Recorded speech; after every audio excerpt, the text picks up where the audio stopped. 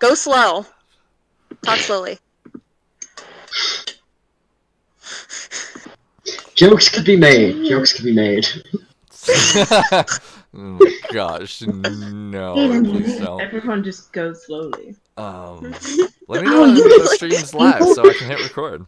Because, right now... It says it's offline right now. Is it online right now? We'll find out. Live stream off. So 21 seconds ago. 21 seconds ago. Alright, I'm going to start recording. Welcome, everybody, to tonight's episode of Dungeons & Dragons. We still haven't come up with a name with it yet, but we're going to be working on it. Yeah, so, I'm tired, so, Vesafel's going to take over for tonight of the, Yep, the words. See, I'm going great. Recap. Yeah. that thing we need to do. The thing I just got done talking about. But before that, as always, we're gonna let everybody introduce themselves, and we're gonna start with D. Go ahead. Hey, my name is Dusk. You call me Dusk. I'm playing Maxwell Belmont. Warlock. Fabulous one at that. Yeah. Cool. Ray, take it away. Hi everyone, I'm Ray, and I played a 15-year-old human cleric, Ermed Serona. And I think that's pretty much all I can say right now. Fair enough. Jay. Hello everyone. My name is Ness, and I play the 13-year-old tiefling Aspen. And yeah, he's kind of just short and doesn't talk a lot. I Likes to be. intros. Well, you know what? I can't say the same thing every single time. I'll get bored. No, I've just been waiting for you guys to say, "Hey, can we stop doing this?" Because I just been like, oh, "Okay, what are you guys gonna say this time?" Anywho, I do appreciate that. Thank you, Jay. Cinda. Hi, my name is Allie, and I play Cinder Avalon. She is the princess of the group, and she's a sorcerer. And at some point while watching this, her name's going to change, and I don't know when that's happening, but I have an idea, so keep an eye out for that. I didn't even know that was happening. Okay. Because she has to grow up. Corfo, go for it. Good morning, good evening, good afternoon to respective time zones. My name is Ellie, and I will be playing Corfel Bessafel, the Eldarin Ranger who is too old for this shit. That sums it up about right. Hello everyone, my name is Eshiatsu, also known as Animaster Yukai. I will be your Dungeon Master for today, as I am every Friday. I'm glad we could all be here. Just like to extend my first apologies because I had a voiceover audition this morning, and I am tired, and my voice is absolutely shot. But I'm going to give you the best voices that I have today. That was terrible, holy crap. So there's a sneak peek of how bad it's going to be. But I do hope you enjoy tonight's episode of whatever we're going to be calling this. We'll have a name for you guys next week. If you have suggestions, feel free to throw them in chat as well. We'll be happy to hear. Like, share, comment, do all those fun things with the video. And with that, Corfel is going to take it away for the recap. When we last left off our adventuring party, they had just escaped the underground caldera filled with dinosaurs and naked, very old men. At the beginning of last session, we were walking through caves, trying to find some way to get back to the surface. There was a cute, quite endearing scene where everyone had a shower and had a little bit of the obligatory team bonding scene and moment. Carrying on through the Underdark, we found a nest of giant spiders, and it turns out that half the party are complete arachnophobes and shat themselves even on the other side of the camera. After fighting off spiders, we ended up bumping into what looked like a dead end. But after giving it a poke and a feel, we found that it wasn't rock, and actually a giant purple worm, big enough to eat us all in one mouthful. Seeing a hand appear from the ceiling, we were then introduced to some Underdark gnomes, a male and a female couple, called Gritu Stale Feet and Gritedi Tafreta. If I've probably butchered that pronouncing, but who gives a shit? I like it. They tell us that we are not actually at the surface. In fact, far from it. We are walking around an area of the world called the Underdark, populated by burrowing creatures and elves that haven't seen the sun in millennia. The only hint that we've been given to getting back to the surface is that we need to go to the Drow City. And we left the party standing overlooking this canyon that was filled with an ominous looming black stone city. And we're probably going to get captured and put either in a circus or a museum. So let's go. I don't want to be put in a museum. Well, apparently it's happening. The narrator has said so. But thanks, Elle, for taking care of that for me. I greatly appreciate that. That was a fantastic job. And need to do one thing real quick because I forgot. There. No, I did forget. I was ahead of the game, folks. Can you believe that? Kelsey Priest. Why do I put up with you people? Because you love us. It gets more debatable every Friday. Because Oh, we tolerate you. That's how that works. I That's so love you sad. sometimes. No, I love you guys. I'm here every week, no matter what my life is. Heck, I got We'll two just- jobs, and I made sure I had Fridays. I don't care. All right, let's get started. So yes, you guys were overlooking the city that was made of ebony rock. The fog, the greenish fog mist that intertwines itself in that almost be fluorescent of a light that lights up this very dark cavern. Sorry, the music was blaring in my ears. I couldn't hear myself talk. I was just like, music, I can't hear. Turn it down. Looking around, you do see little pools of water mixed into this. There's a very large cavern. The small lights on the ceiling and the walls. It appears people be rappelling, climbing, and appears to be working on the ceiling and the walls of this large cavern with small, very small lit candlelight light. On the ground itself, you do see many other people moving sacks, wheelbarrows, wagons. From this distance, it's a little bit hard to kind of tell what's going on, but there are very obvious guards watching among them, and an incredible amount of slaves. What races they are, you're a little bit too far for the distance to be able to tell. But you do see a vast amount of people down here, and many of them to be slaves. Oh, poor guys. What do you wish to do? You are right now in an alcove of an opening. It appears to be kind of off the set main path, overlooking this all area. It looks like you down that way. You have at least another 300-400 or so yards before you actually reach the first set of group of people or the pool. Small scatter amount of huts made of stone or other materials, possibly of clay, and just a very ominous giant city of the glowing green mist stands in the back. Oh boy.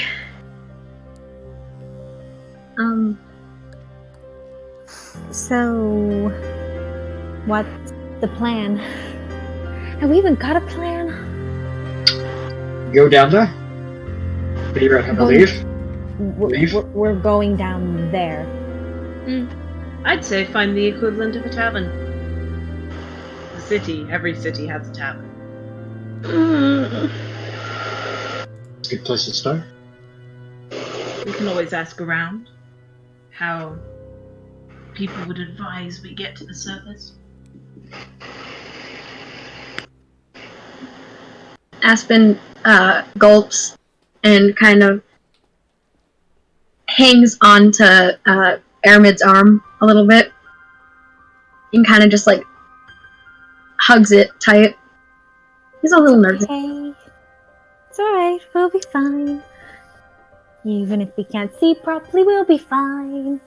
And just to make sure Cinder remembers, the Drow typically have not gotten along with any surface folk, as well as there has been ongoing not war, but a definite barrier between the drow and the other elvish kind.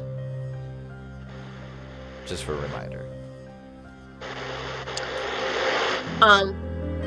Yeah, Cinder is standing there and she's staring out intently, like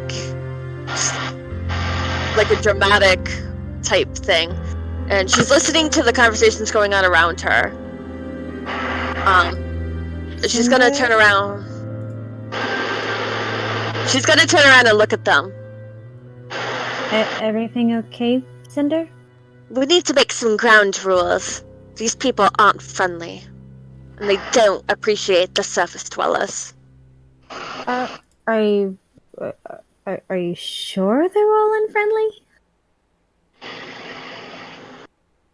I've had enough learning of school to learn about them.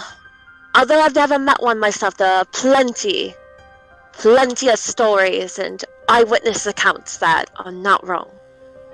But I don't know, it's just not everybody can be bad. Just because there are a few bad people doesn't mean they're all bad.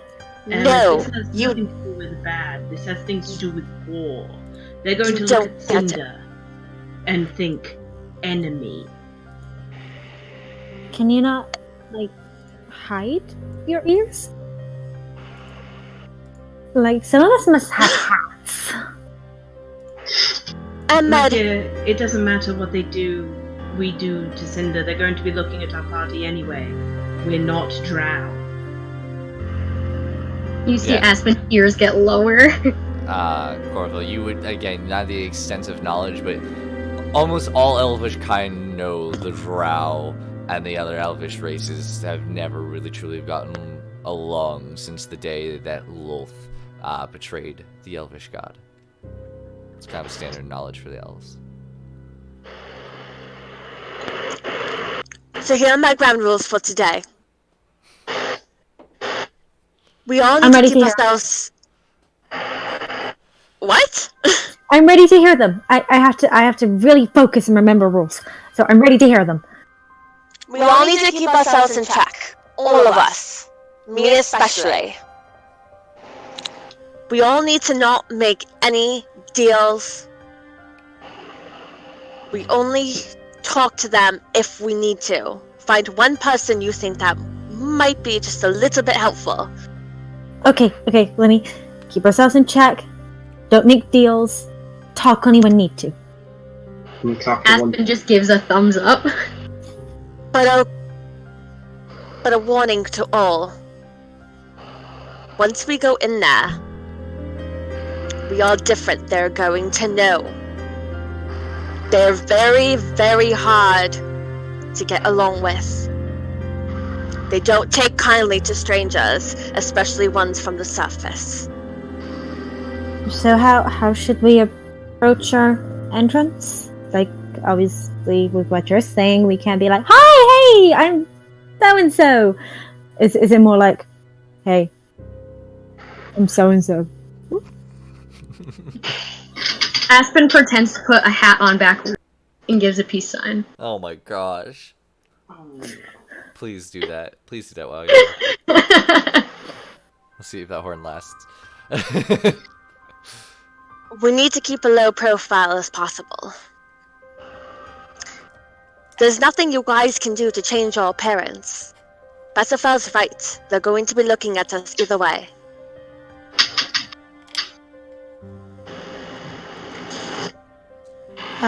We just have to hope that no trouble is started, no fights, no battles. But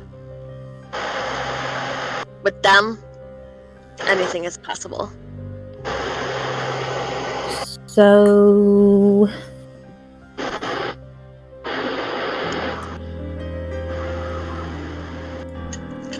We'll make our way head down. Don't talk unless you're spoken to. Yes, ma'am. Aspen pretends to zip his mouth shut.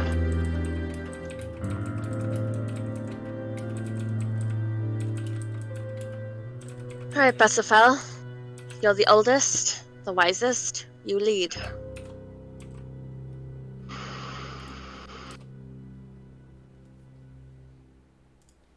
I would say that's the most debatable thing you've said this entire afternoon. But fine. And I take a general just look of. Am I? Because we're on a bit of an elevated thing. They're pretty high. Am I able to look and see if? You know, I'm trying to think what would be the most helpful. Okay. Is there a place that looks like a temple? A temple? Yeah. From this distance, go ahead and roll a perception check. Let me know what you get. Perception. I actually get my sheet up, although. That is a 7, so probably not. Not really from this distance, and it's kind of hard because squarish buildings from the bottom, and then as the buildings kind of grow up, they begin to be spires and pointed roofs, kind of like church buildings, so they're all kind of intermixed, and it's kind of difficult to tell. Corfa? Are you looking for anything in particular? Well, I had an idea about possibly finding a temple. Yes, they'll worship Lolth here, but at the very least, we can ask a priest to get us out of here as quickly as possible. I could see if I could see one.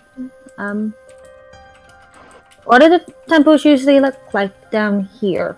Are they the same as up there, or not? They'll probably have some spider imagery. You just see Aspen shudder. Okay. Possibly one of the more lavish buildings. Okay, I'll have a look. Go ahead and roll. 24. 24. Even Oh, wow. being that well of a perception, you are incredibly far out, and the building spires. You assume it will be one of the buildings with the pointed roofs and like the steeple, but from this, you are much too far away to be able to tell. That would be the best place to start looking, which that's through the pools of water, past the people that appear to be slaves, a little bit further than that, than the walls of the city, and then the city itself. I think I see something that might be a church. It's a really tall, like, spire, really far back, like over this part, and then through that part, and over that part, and then there. And then she literally points, and then she just looks at you and just smiles, like, I think that's it. I'm not sure. Alright then. Let's go have some fun. And I start descending into the city. Alright, I need everybody to go ahead and make an athletics check, as it's very steep. And it's going to be one of those you have to slide down. Should we have a backup plan in case, we all get scattered or something? Oh no! As you say this, everyone gets a second slide. I can heal, she can translate, and this one's cute. Aspen raises an eyebrow at you. Wow. But I'm gonna help Miss Hart down. Okay. So fall. Yeah, and she's just kind of remained silent, and you can see her. Well, actually, Aspen, since you're the only one who's actually helping her and taking a look, make an insight check. Oh, okay. At an 11. An 11. Her demeanor's changed a little bit. Being the scared, frightened young woman that she always appeared to be, she's very still. You can tell she's scanning the landscape. And you can see quite a bit of thoughts going through her mind, but nothing you can really distinguish yet. It's a good thing you help her, but she has a natural 3. So, I will With say... a passive... Yeah. Sorry. With Go a ahead. passive of 18, would I notice this? I will say not, because you are assisting Corfel and is distinguishing the best way to go. Pass perception separates. Go ahead. I don't need aid. I had a natural 20. No, aid. You're aiding with the Define perception. Define the things. That's what I'm saying. And I do not know why, but you got incredibly quiet, Corfel. Sounds like you're really far away. I do not know why. That's better where you are now. I mean, literally nothing changed. Microphones and laptops, love it. So, Ermid, Corfel, and Cinder, all of you are fine. Corfel and Cinder, your elvish step, you Legolas like shield down it, like you jump on part of like a sheetrock, it breaks off and you like slide your way down with ease. It is about a 50-foot drop. Not like straight drop, but like a decline, and you guys kind of just Legolas your way down. I mean, you stumble here and there, but like you're pretty much just kind of like run, jump, slide, run, jump, slide. Like you're kind of doing a little bit of a mixture, making sure that you're keeping your balance. Max,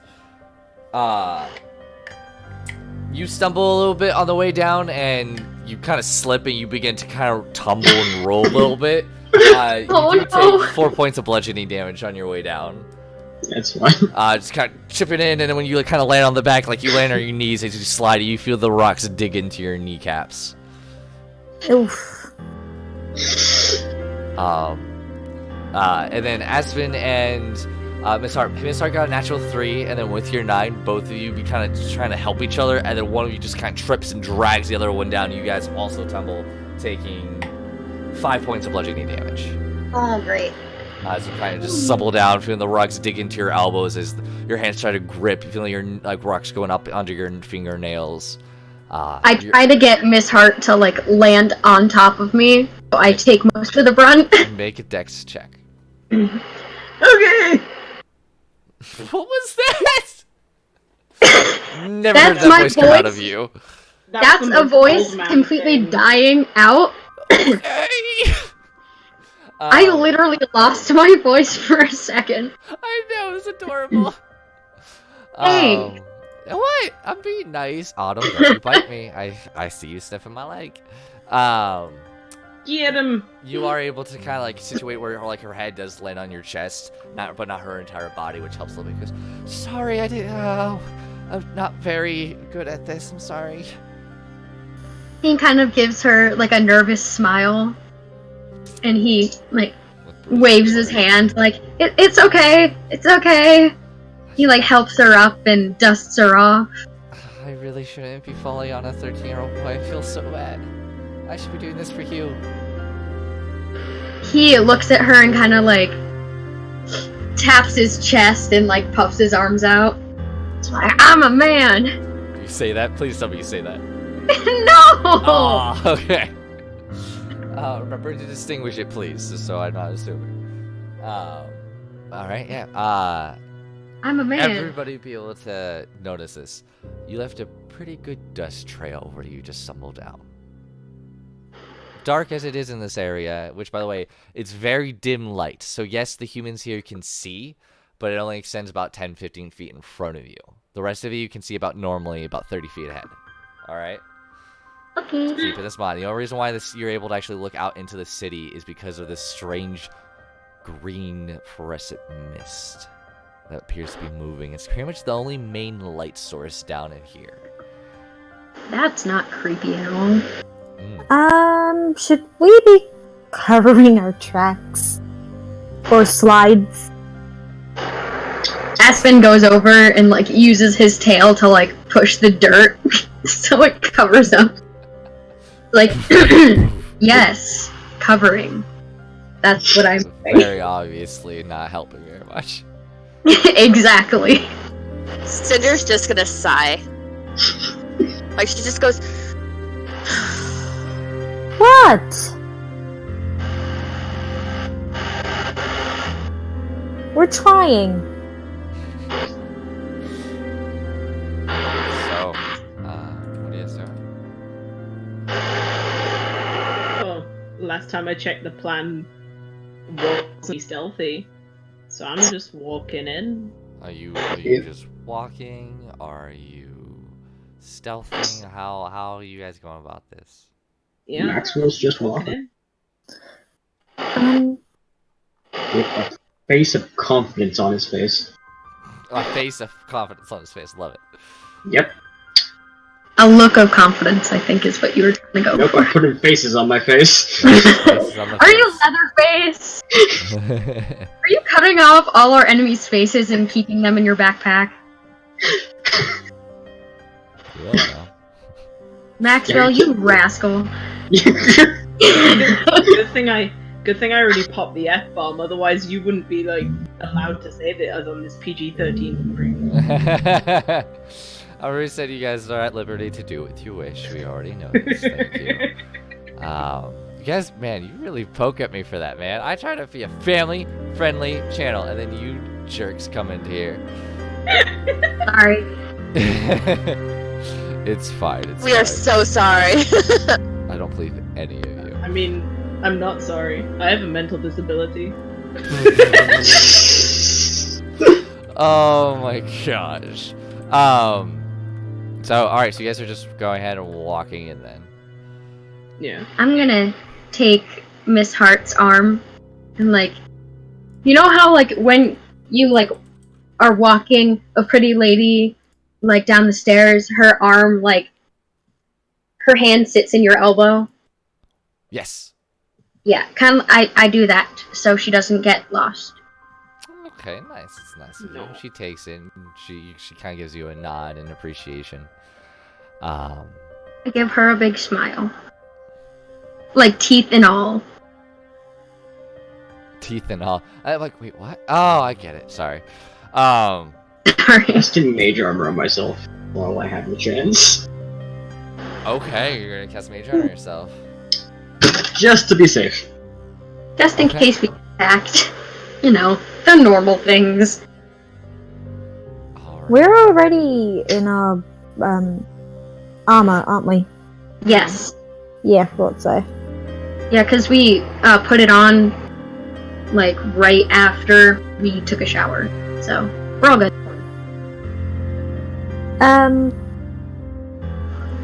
How is everybody, like, ready? Because we've got to walk through all that bunch of people.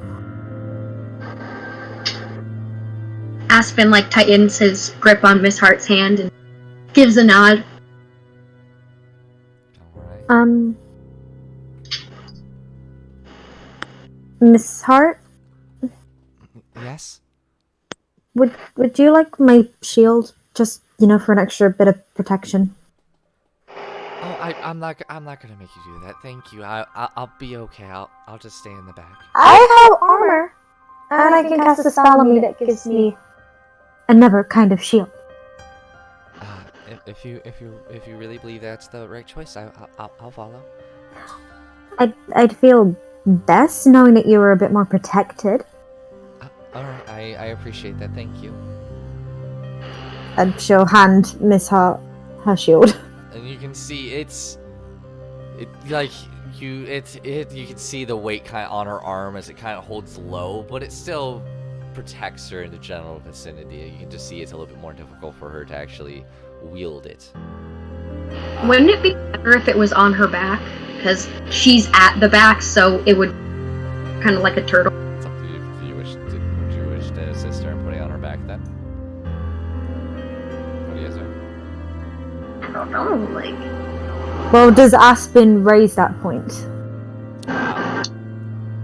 Sure. Do you rather have it, on your back? Oh, is Just that look very quiet. how is it supposed to be? I've never really used a shield.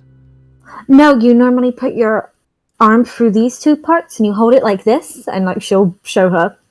So it protects your front, so you can use your other hand as with a weapon. But why would she need it on her back, Aspen? And you see, like, a slow flush kind of creeping up his cheeks. He's like... Well, her back is open to an attack, and every we're all in front, so like when it. Never mind. You see him kind of like. No, it's a valid point, but it's best to keep it at your front, and for you to pivot with your foot. So if there's somebody coming at the front, she's facing the front. If somebody's coming at the back, she turns her back to us, so that way then we're protecting each other's backs, and her shield's at the front. And then she can yell for one of us to turn around and help her at the back. That's gonna be the best. Okay. You always want to be in control and always have your hand on your shield. Okay. It was a good idea. I could take the back. He just that makes smiles it awkwardly. Yeah, what's your guys' marching order? I'm staying with Miss Hart wherever. I just kind of assumed that me and Aspen went. Not me and Aspen. Me and Aramed. Maxwell just me and Maxwell just went to the front because we didn't give a shit. So we were like, we're off. Actually, I kind of thought it was Besifel, Maxwell, Cinder, and then those three. Whatever you Behind want us. it to be, just tell me where you guys are. Cinder's in the front, I'll say that. Okay, So we have 3 people in the front. that's fine. 3 people leading, and then you have... Actually, we'll make it so it looks like it's a bit of a tower formation. So it's Maxwell and Cinder at the front, Colfell in the middle, and then the 3 at the back. Well, I'd probably be next to you, considering I'm the one who gave you instructions. Alright, Alright. fair enough. You guys begin to march forward, moving towards the larger group of people as you guys begin to get closer. Go ahead and make perception checks, everyone. Okay. 24. Normal or at disadvantage because of the dim light? I'm just taking into consideration how your actual distance of seeing, so your DCs are just a little higher. Alright. If Okay. Wow, guys, really? Spay all over again? Wow. Okay. Cinder, Not Corfeld, doing so well. Maxwell. Looking around, you see the shadow, the shadow outlines of these humanoids kind of walk around. The distant grunts and moans of workers. The occasional crack of a whip. That's kind of all you're able to discern. The moving of rock and stone. Actually, no, we'll go Aspen. Looking around, Aspen, you can see up ahead that instantly you see an image of a dark obsidian, like steel color armor covering this individual with dark obsidian purple skin, with dark tinted pink eyes, silver hair, pointed ears, arms crossed, and instantly you see a dark alpha drow. You've never really seen one ever in your life, but you've heard stories and the horrors and stories around the campfire of these creatures. You can see the gaze of them as their piercing eyes just kind of glows in the night. After that, you see the working folks. There could be slaves. You hear the clang of chain, stone breaking, cracking, the same as everyone else. Though Arabic, you see the same individual, and there are a few of them. But one thing you notice is the slaves in chains are races from the surface. You see a dragonborn, you see a few humans, you see a dwarf, a gnome, and you see a mixture of all these races, and there's quite a few of them. And you even see other drow in chains, in chained up scars, their same purple eyes, their purple dark obsidian skin, silver hair, all in chains, all working with pickaxes, carrying sacks of appear to be rock, wheelbarrows, pulling. You hear the moaning groans. Their all bodies are very thin. There's nothing but drow guards them. No other races. We're gonna die. Corfell? How good or bad can they hear us? Sorry? You sound They're very elves. distant. They're elves, dear. Just be aware that they probably can hear you right now. Okay. You hear a loud gulp from Aspen. He just clutches tighter to Miss Hart. Wrong. And you just see Kofel like discreetly crack his knuckles. Ahmed's gonna whisper quietly to Corfel in the hopes that nobody can really hear her other than Corfel. There are a lot of people here that look as though they're from the surface, and some other drow. And there are slaves here, and there are obviously other drows who look to be in control. Like, look, there's a dragonborn, and there's a dwarf, and there's a human, I think. One thing you also notice, there are no female drow, only male that you've seen. Also, are there any female drow? Because there only seem to be males. Oh, you think the females dirty their hands down here? Oh no, they'll be up there. And I just do a gesture to, like, the towers. I just thought, well, where I'm from, everybody chips in. Oh no. No. There's no need to laugh at me. I'm not laughing at you, dear. Laughing at your naivete. Imagine this like a beehive. They are the workers, and the queen is up there.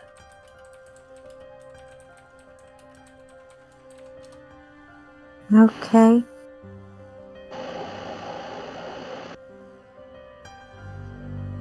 You guys continue moving forward. Do you change your course? No, keep moving through. Okay.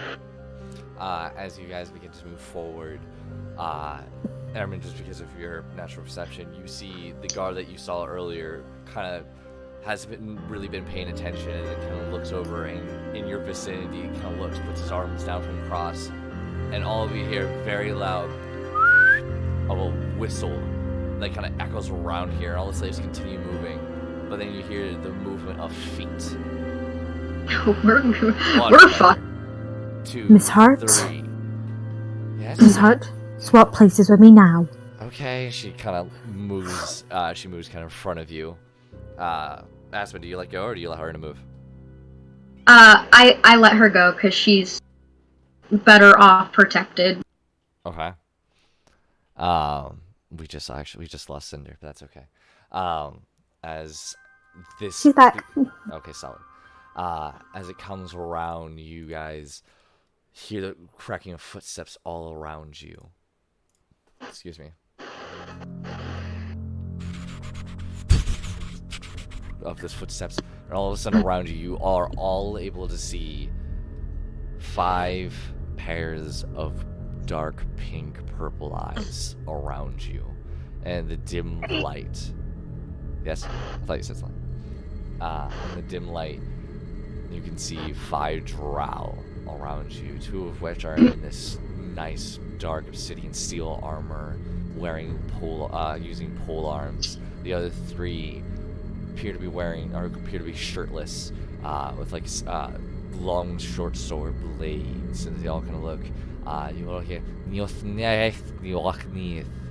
which, for the elves in the house, because I'm not going to keep speaking elfish because it's a pain in my butt, is who enters the Queen's Kingdom? Announce yourselves.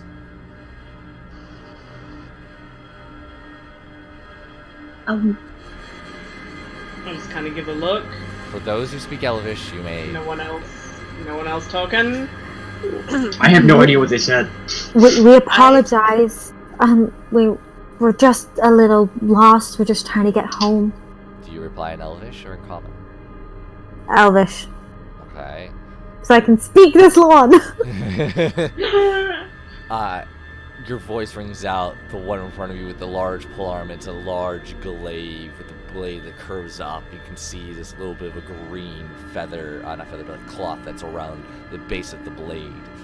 Looking at him now, very broad shoulder, long hands with long fingers and elongated nails. The silver glowing hair that passes his shoulders glows in the night. Piercing dark pink eyes.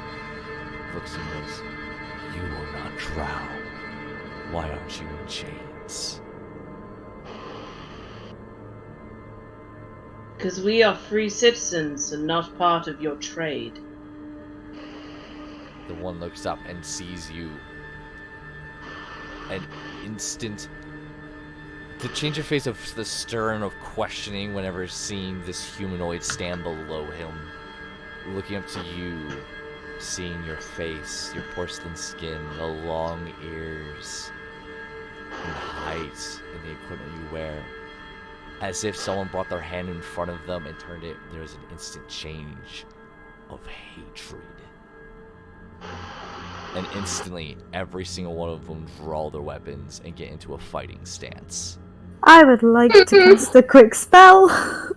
This So, is going to be initiative, even though nothing's happened yet. So for now, drag your tokens onto the main screen because we'll see what's going to happen. But drag your tokens on and then click them and do your initiative. Freaking out. We're dead. We're fucking dead. We're dead. Hello, my name is dead. Some people's initiatives are on there. I did click on it, but I got a 21. They got a natural Hold 20, which doesn't matter, but they're elves. So they literally... Wait, what is their dex? You said, actually, if you need to check that. Oh. Why can I never fucking do this? Okay. You're purple, correct? Yeah, I got to 21. 21. Anybody else need to be on there? Me. Okay, I cool. can never. Alright, I got you. Aspen, there you go. Go ahead and click her on yourself and roll initiative. Be back here. This isn't the map. This is just for initiative purposes. I can dream. Go ahead and roll your initiative. Why am I having such shit rolls? It's okay. So they... Oh! Maxwell, look at you, buddy. Ayo. Wow, even with their natural 20, you win. Okay, Maxwell, no attack action has been made, but you do see them in the preparing stance of a fight. You are first. I'm just gonna pull out my orb. Gonna take a quick glance back at Bassie. You really need to stop. What's happening?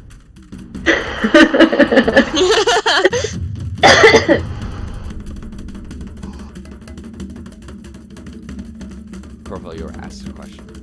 Oh, well, he cut out for me, so I didn't hit. Repeat your question and then Max. I'm just gonna give a quick glance back at Bassie and ask, well, what's going on? They're being racist.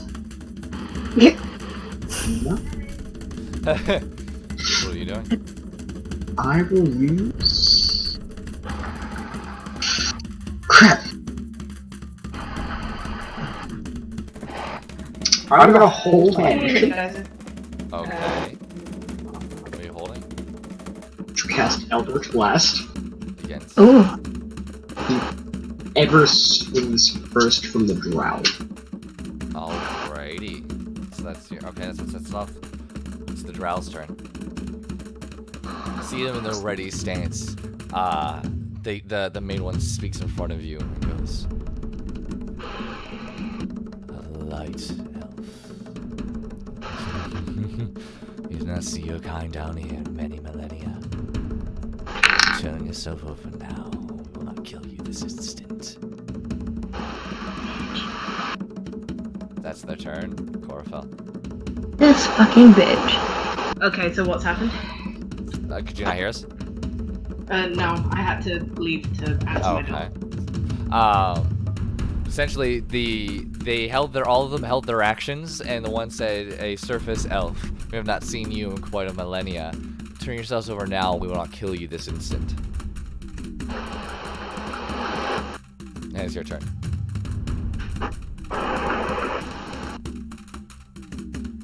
I say back to them in Elvish. Wait, did they seem to understand what I say to Maxwell? Here, so yes. Okay, then I will say At least in the common. one who's directly talking to you appeared to notice. A few of the other ones you kind of gathered they didn't completely understand. Well, then I will say in common for the sake of people that can't speak Elvish. Thank you. I'm just trying to pick my words really carefully. All we wish is for advice on how to get back to the surface. We are not here to cause harm or problem. Alright. Is that what you're doing? I mean, I don't think I can really say much more in 6 seconds, so. Yeah, that'd be it. Aspen. I am also holding an action. With my short sword. Are you drawing it, or are you leaving it in the sheath? I'm leaving it in the sheath, but like my hand is over it. Yeah. Easy enough. With a melee distance, you'll attack? Yeah, if they attack first, then yeah. Alrighty. Cinder. At this point, Cinder had her red hood on, so she just kind of takes it off. She had it on the entire time. So now Okay. she's revealing she's a high elf and she's royal. And she's gonna look at them.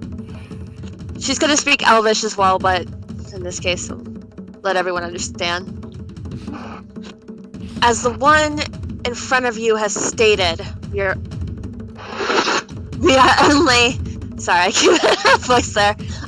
As the one in front of you stated, we are only here to pass through and get to the surface where we belong. We don't want to fight you. We do not wish to start anything with your kind.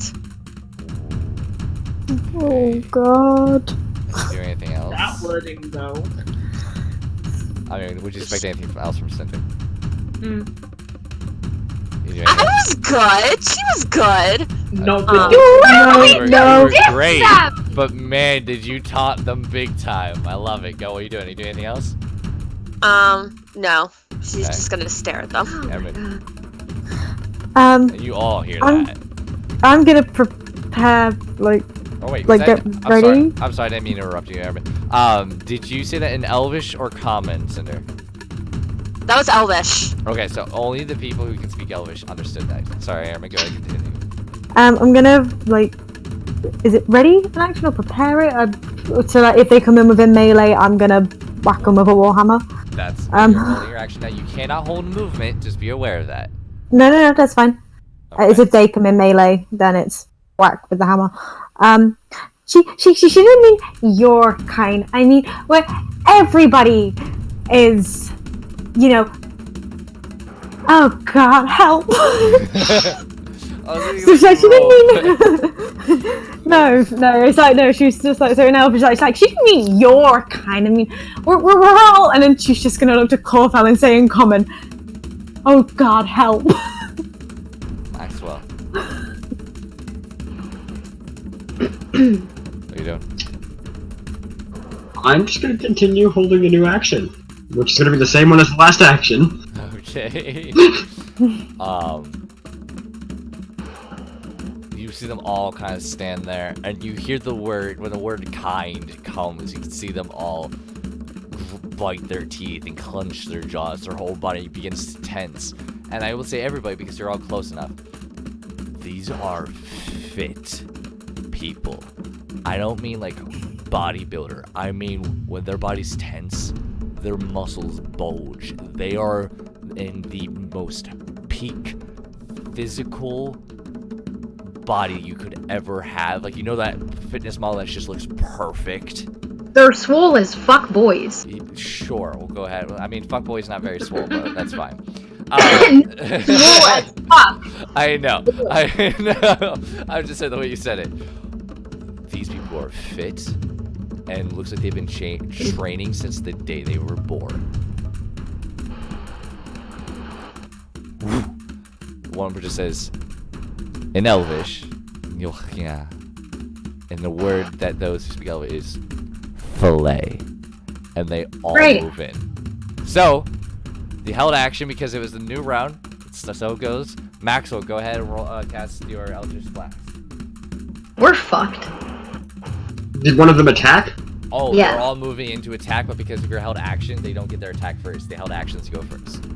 Alright. Yes! Kill them all! What's it? Thank you for the initiative order for Miss Hart. Yeah, that does hit. I always forget about her. 4 force damage. No problem, buddy. 4 force damage. Understood. Give me a half second. Thanks, Ray. It's okay. Just be blown backwards. Like, nope. She will go. Go away. Oh, it actually worked out nicely. Okay. So 4 force damage. I've lost all my materials. I love that. I have. Oh no. Okay. Yeah. With that, you see, you shoot the hitting the one in front of you, right? Yeah. Okay. With that, you see the force damage hits him in his gut, and his feet slide, but he does not bend or bow. His complete abdomen just tightens under the armor and remains perfectly straight. Oh yeah, you guys are messing with the warrior race right now. The other held action was with Aspen and Aramid. When they become within melee range of you, we'll go ahead and say that. There's 6 of them. There's 6 of you technically, so each of you are going to be coming in contact with them. So go ahead, Aspen and Aramid, go ahead and roll your attacks. Your melee attacks. Okay. Boom, swing out with your warhammer. You rip it from your back and roll your attack. I don't know if I'm rolling it one or two-handed. I didn't say. I didn't specify. Go ahead and roll it Well, two-handed. I was gonna say you're not holding the shield, so you can. So I'll assume that 16 does hit. That's max damage. Hey. With that, you swing it out, and the drum from you doesn't even notice, and you uppercut him, crush his jaw from underneath, push it up into his upper mouth and into his brain, instantly dead. Oh! As he just flies up in the air and falls back and lands into a puddle. Oh boy. In Elvish. Oh my god, I'm so sorry! I didn't mean to go hard! Aspen, go ahead and roll an attack. Nice. My god. The 22. 22 hits. Nice, guys. Jeez. 8. 8 piercing. With that, you, what is it? Short sword, correct? Yes. Okay, I just wanted to double check. Yeah, with that, you swing it out and you just cut through the belly of one of them as their blood begins to spill out as this dark kind of, it's still blood, but it's very dark and almost like a maroon red in a way as it cuts him open. He looks down, looks at you, and you see him endorsing the pain, and he's just gonna go in and use that pain to like basically assist him in his attacks, if you will. The first one's gonna be. As I like do it, I'm just gonna growl out like a back off. Okay. Maxwell, the one in front of you. This is the bigger, broader one with the glaive. As he just walks up, and darkness just begins to spill out from his armor and begins to consume. And I need to double check the range of this. Oh, we're gonna My die. apologies, everybody. I totally forgot to have this in my prepared. Feel bad.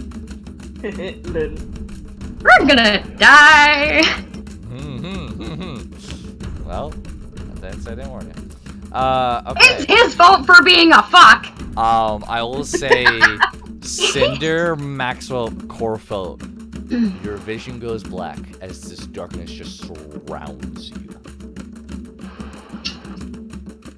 Fabulous. Very much so. You cannot see. You are blinded. The one that comes after well, the one that's with Ermid died. So the one's gonna switch over from Miss Hart to you, Ermid. Okay. As he runs to you, he jumps in the air, and from his body, darkness begins to fill around you. Aspen, Ermid, and Miss Hart, you are all in black. Oh, great. This is where sensitive hearing comes in handy, boy. We'll see. So with that, give me a moment. Aspen does a 15 hit. No. All right, with that, you hear the swing of a blade behind you with your sensitive hearing, and you duck it away as you see this faint glint of a sword whiz past you as you dart out of the way. Maxwell does a... Give me a moment, my apologies. Does a 25 hit. No. Alright.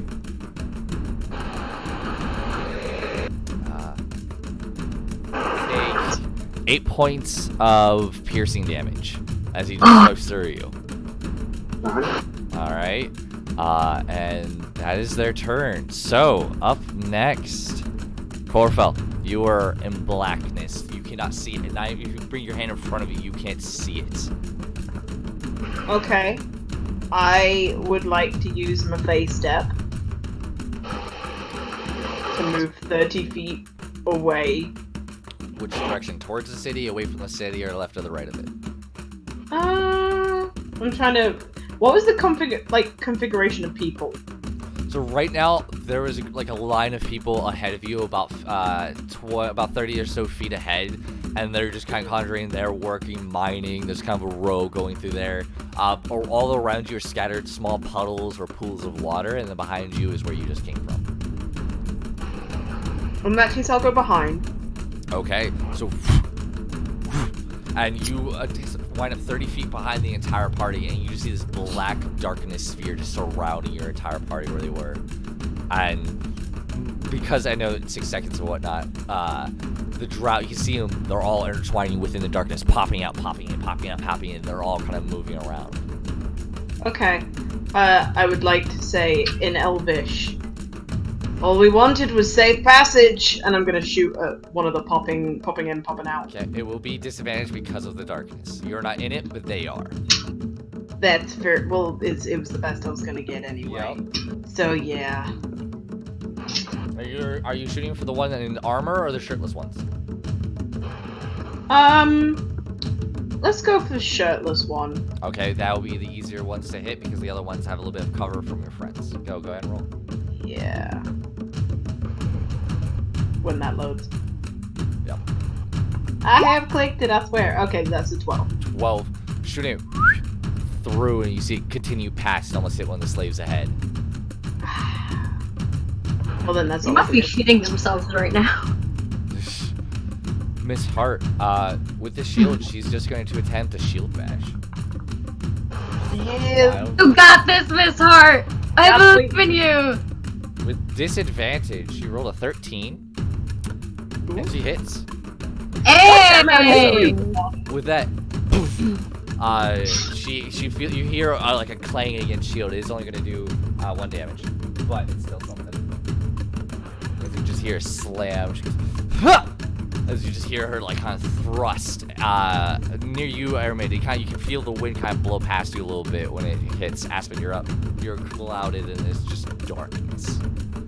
So, You cannot see in any way, shape, or form. can I attempt to hear where he is? Like, if his You can footsteps still make any make an noise, attack. if his... You can still make an attack, but your attacks will all have disadvantage. Okay. If you shove him out the darkness, we could do something. I just don't know where the fuck he is. Yeah, but you hear the movement of footsteps, you hear the familiar transportation of Corfel and the shield Oh, bash wait, of- shit. Well, I need the dude in the metal to make a wisdom saving throw. oh yeah, the one that was saving. Forgot about that. I'll say it's soon enough after to be able to do that. But wisdom save? Yeah. It's almost a lot better than it was. That's gonna be a 13. He succeeds. Oh, really? Damn. Okay. Yeah. Yeah, the thing is low because it's based on my charisma. Oh yeah. Aspen, what are you doing? I'm going to strike forward, like where I hear the steps. Go to roll attack with disadvantage. Come on. Oh, that's a 7. And I got it! I need you to roll a D3. Oh, who am I hitting? What should be missed? Actually, no. Roll a D4. Roll a D4. Actually. Why don't you hit me instead? Roll a D4. It's too brute. No! It's a 4! You connect with nothing. Good. Ooh. At least I didn't fucking hit anyone in the party. Oh, you do anything else? That's what I was worried about. I am, where are my thingies? There they are. Where is it? That's not gonna.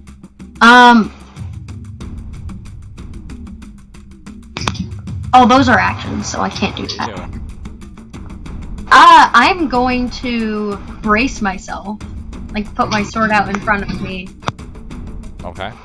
in case I get hit, so it doesn't hurt as much. Because what I was gonna do is an action, so. Alright, well, Cinder, what are you doing? Fire, fire, fire, fire. I'm going to apologize to everyone. Oh no. Gosh! Do I it! swear to God! Do it!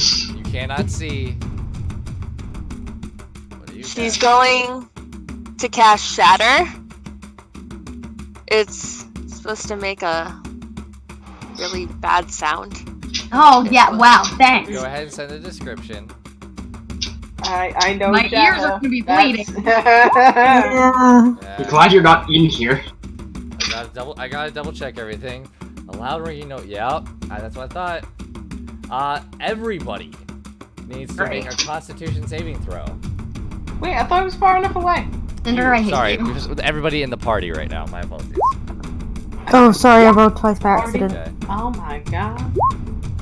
Yup! I'm dead! I'm really sorry, guys. Getting This ripped. is, our, Okay. this is our only way out of here, I think. Has to roll one. Oh, natural 19. Yeah. Now they all Lucky. make one. Succeed, fail. Succeed. Fail. Okay. So all of them, 3 who succeed, 2 fail. Okay. For those who fail, you take 11 points of thunder damage. Oh, fuck. Oh wait, hang on a second. Yep. Wait, hold on. Sorry. Well, no, one have already failed, so you're all right.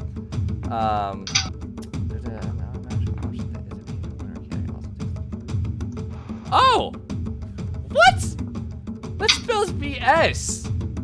Yeah. Okay. Yeah.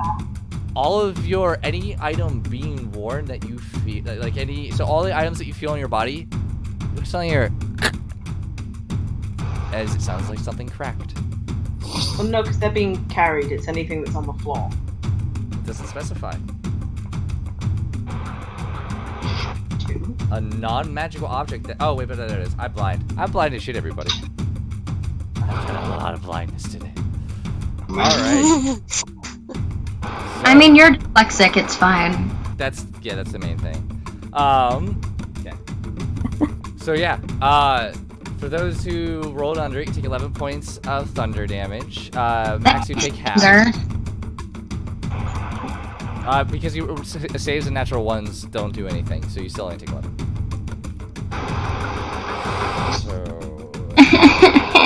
So I round up, so 60 Yep. damage.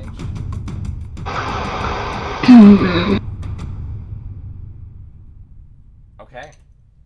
Yeah. With that, you hear this loud just shattering of, like, you know when somebody puts their nails on a chalkboard? Imagine that times 50 as you just hear this shattering noise all around you. All your brain begins to hurt as this thunderous damage just hits you. Yeah, thanks for making my ears bleed, Cinder. Love you. Anything else you're doing, Cinder? She just kind of says, "I'm sorry to my comrades." All right, Thanks! Yeah, thanks for that. She'll cast. She'll cast Shield of Faith as a bonus action, Okay. and then as the action, she'll just swing with the Warhammer again. Roll But it's- disadvantage. Yep, and it's probably going to be one-handed because she's gonna have to do the Shield of Faith spell. So 7. Doesn't connect with anything. Damn it! Anything else? I can't do anything else. I don't think so. You still have That's- movement if you wish. Yeah, no one's actually thought of moving out of the bubble. Yeah, I thought I'd throw that out there. Like you're not like stuck. It's just darkness. It's up to But you. we don't know where they are, so I'm gonna stay here for now. Maxwell. I'm gonna, as a free action, draw my dagger now. Yo. Action, I'm gonna cast Armor of Hagathus on myself. Second level. Okay. Yeah. Go ahead and throw that in the chat box for the fans to see.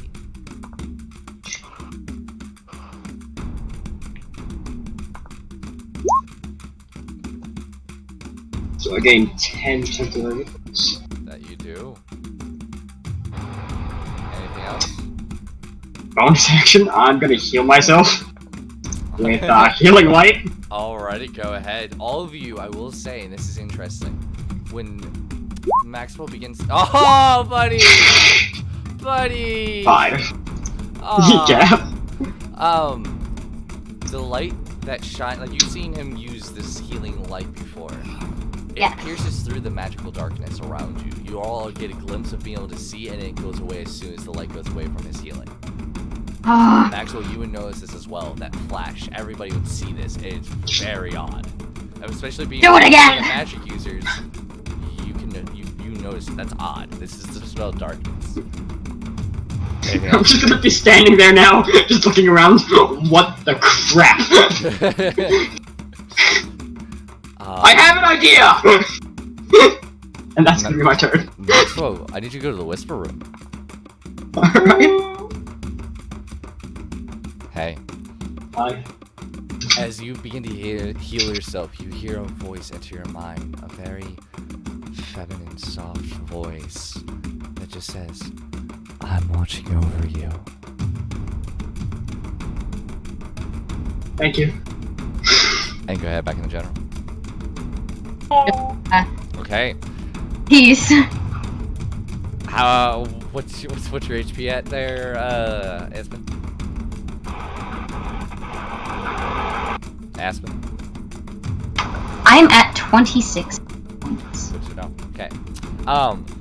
With that, you guys all begin to hear the swinging of metal. Cinder. Oh, there's a 22 hit. Nope. Yep. Cinder, can you hear me? Oh, sorry. Yes. Oh my gosh. Okay. Max. Oh, that's not good. There's a 15 hit.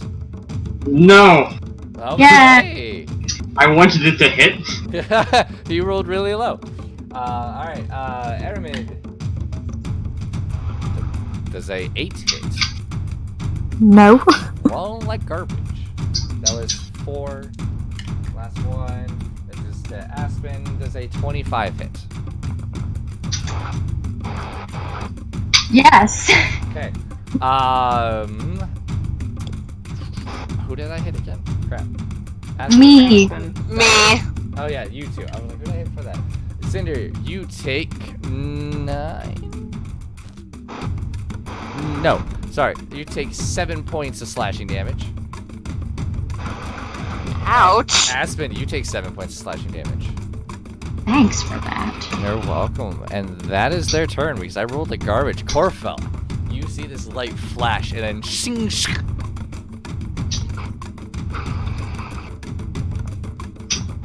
No one's being helpful. I'm Um, I will say, being out of the darkness, Corfel, you do see all of the slaves are now standing and watching, and you can see them talking in fear. The whole demeanor of them are in fear right now. Because they're like, ooh, bitch, we gonna get some new people. As they fucking should be. Okay,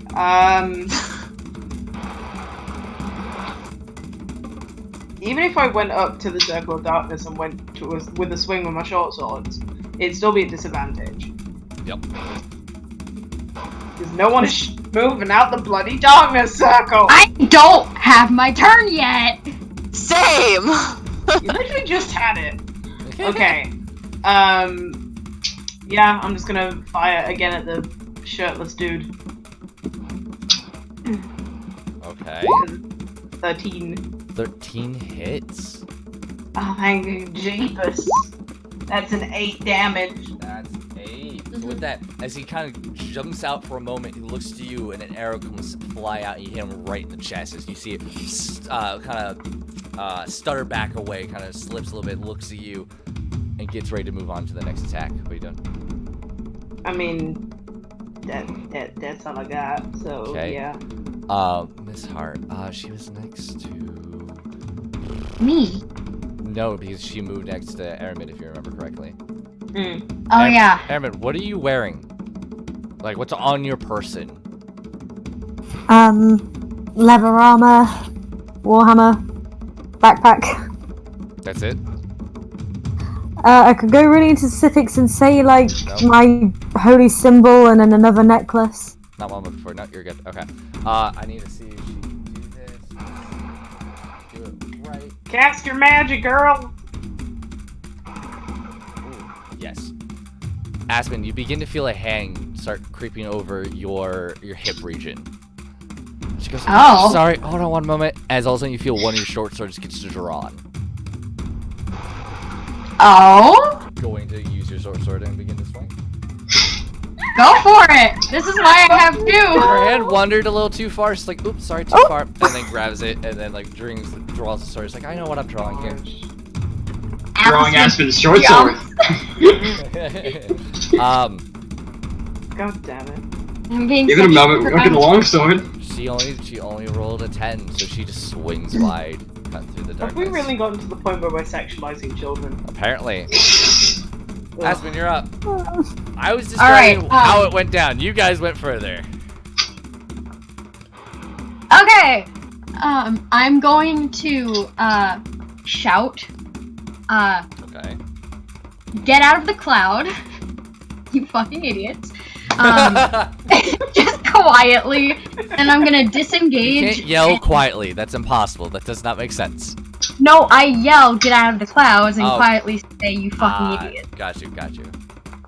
And then I disengage and Hey. run all the way back. Roll a d4, because you've lost your bearings as you've already rolled a few attacks. 4. It's a 4. I need to double check something. You run backwards, easy enough. As you disengage, how far are you running? After 15 as far feet, as... you just get out of the darkness. Okay, then yeah, 15 feet. Okay, so you're at the edge of the darkness, running away, disengaging, dodging the attacks. So that's your action, movement, anything you wish to do with your bonus action. Bonus action. Can I make a suggestion? Go for it. I'd move a little further. But I wanna attack. Won't have the darkness to get to you. But I am out of the dark. Yes, Yeah, but you're at the but edge of then the all- darkness, they can still attack you through the darkness. I move 5 feet backward. Okay, so now you have 5 feet between you and the darkness. Anything else So you I want to can do? still stab people. I don't have anything else. Okay. I think we're good. Cinder. I'm gonna Okay, I'm going to cast Expeditious Retreat. Expeditious. Whatever. It's okay. I do the same thing. Go. All right. So yeah, you cast it. Boom. Instantly. That's a bonus action to cast. You still technically have your action. Your movement is double.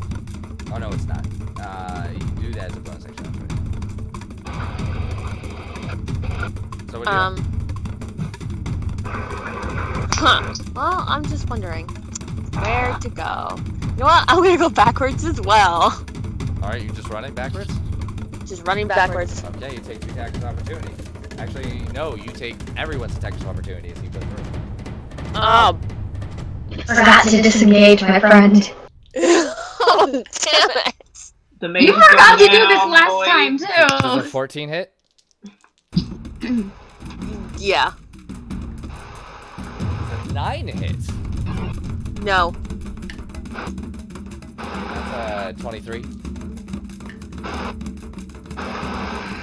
Points of damage? Nope. No. Hits. That's 3. Oh.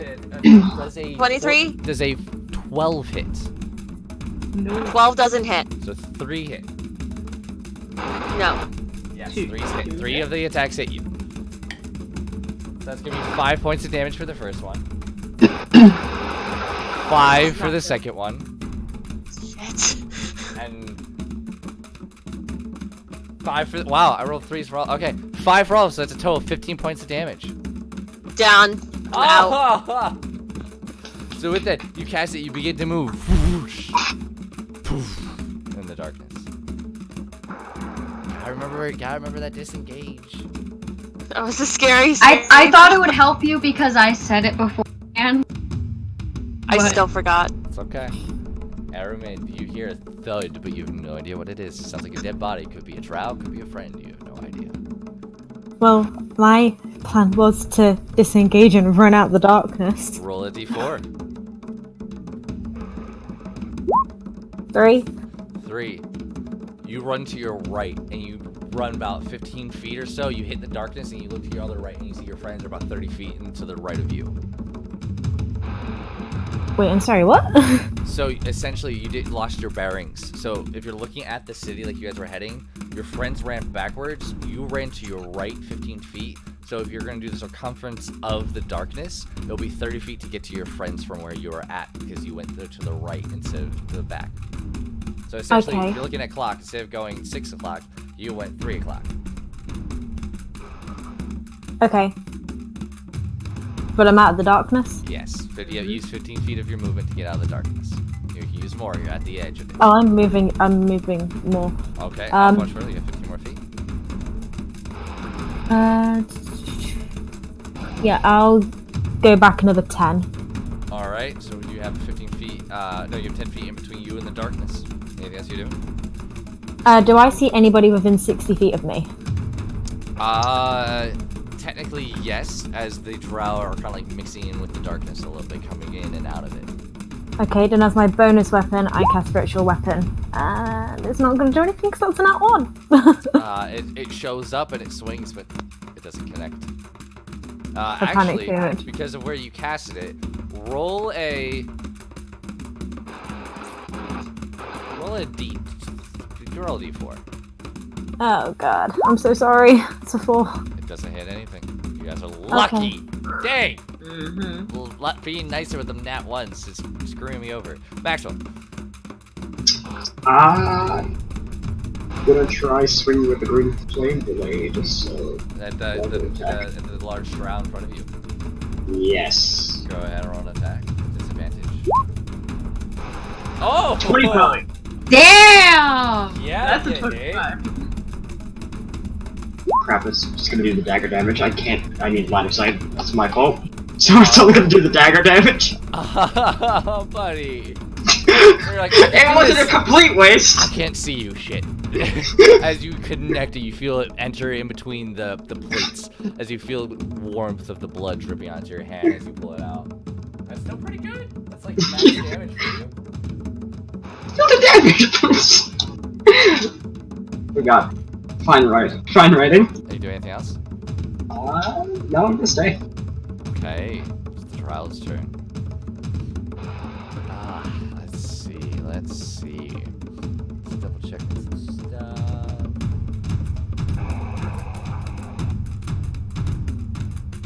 Okay.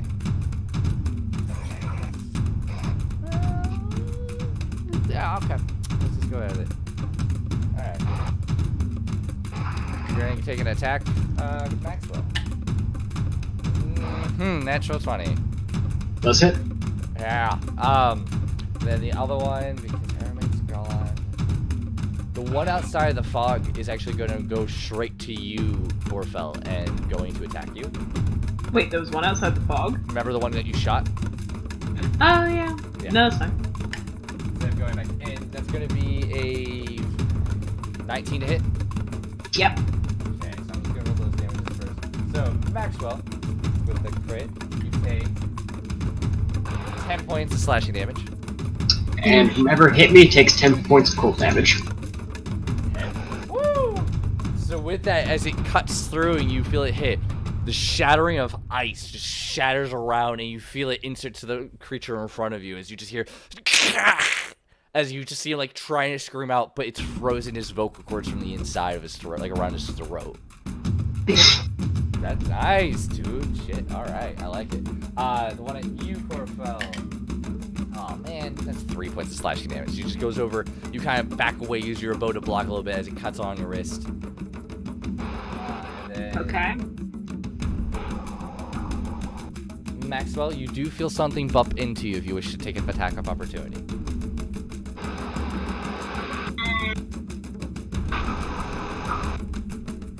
Do you?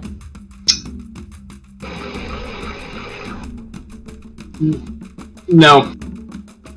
Okay, I will say this. You do not know Cinder is down. I know.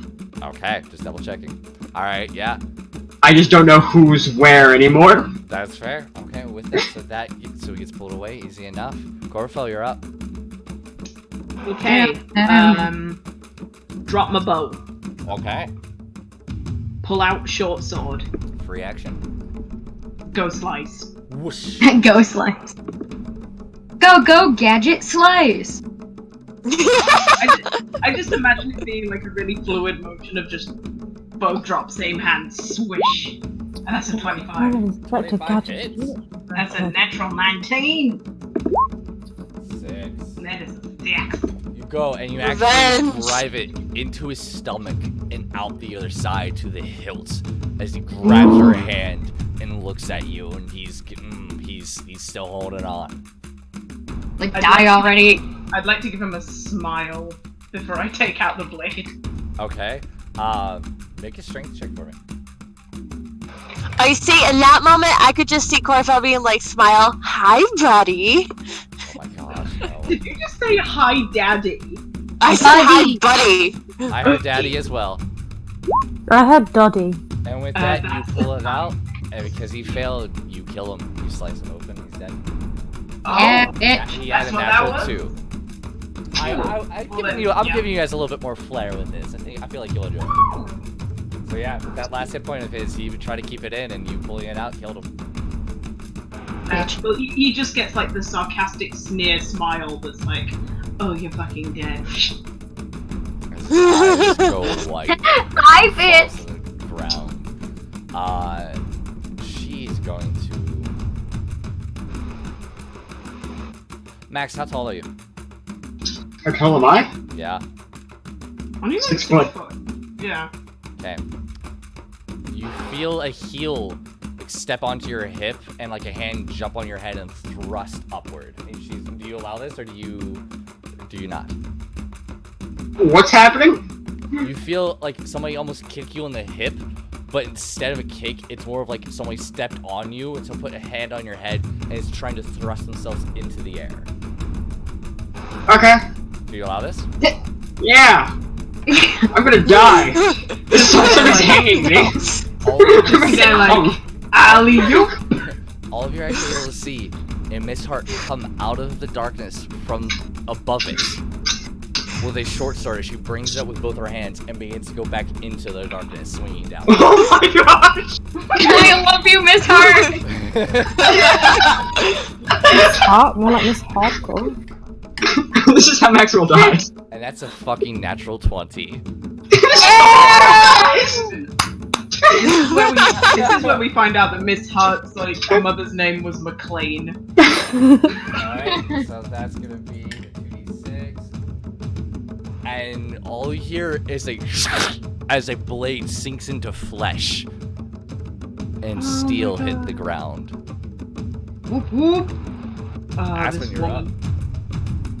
Alrighty.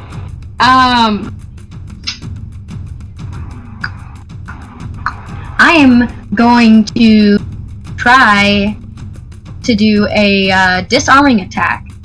Okay. To whom? Because you're not near anybody yet. Like at the. You need to have a line of sight. They're in the darkness, and the one that was with you is been killed by Corfo. Okay. Oh. I can't see, so, So if I just go up to the... No, because that would require finesse. Yeah. Josh. I don't have. I'm just gonna fucking go up to... go up to the smoke and just... swing. Go for it. Because... disadvantage, right? So who are you going for? Who are you looking for? One of the drow. Like, they're just in there somewhere, so... Okay.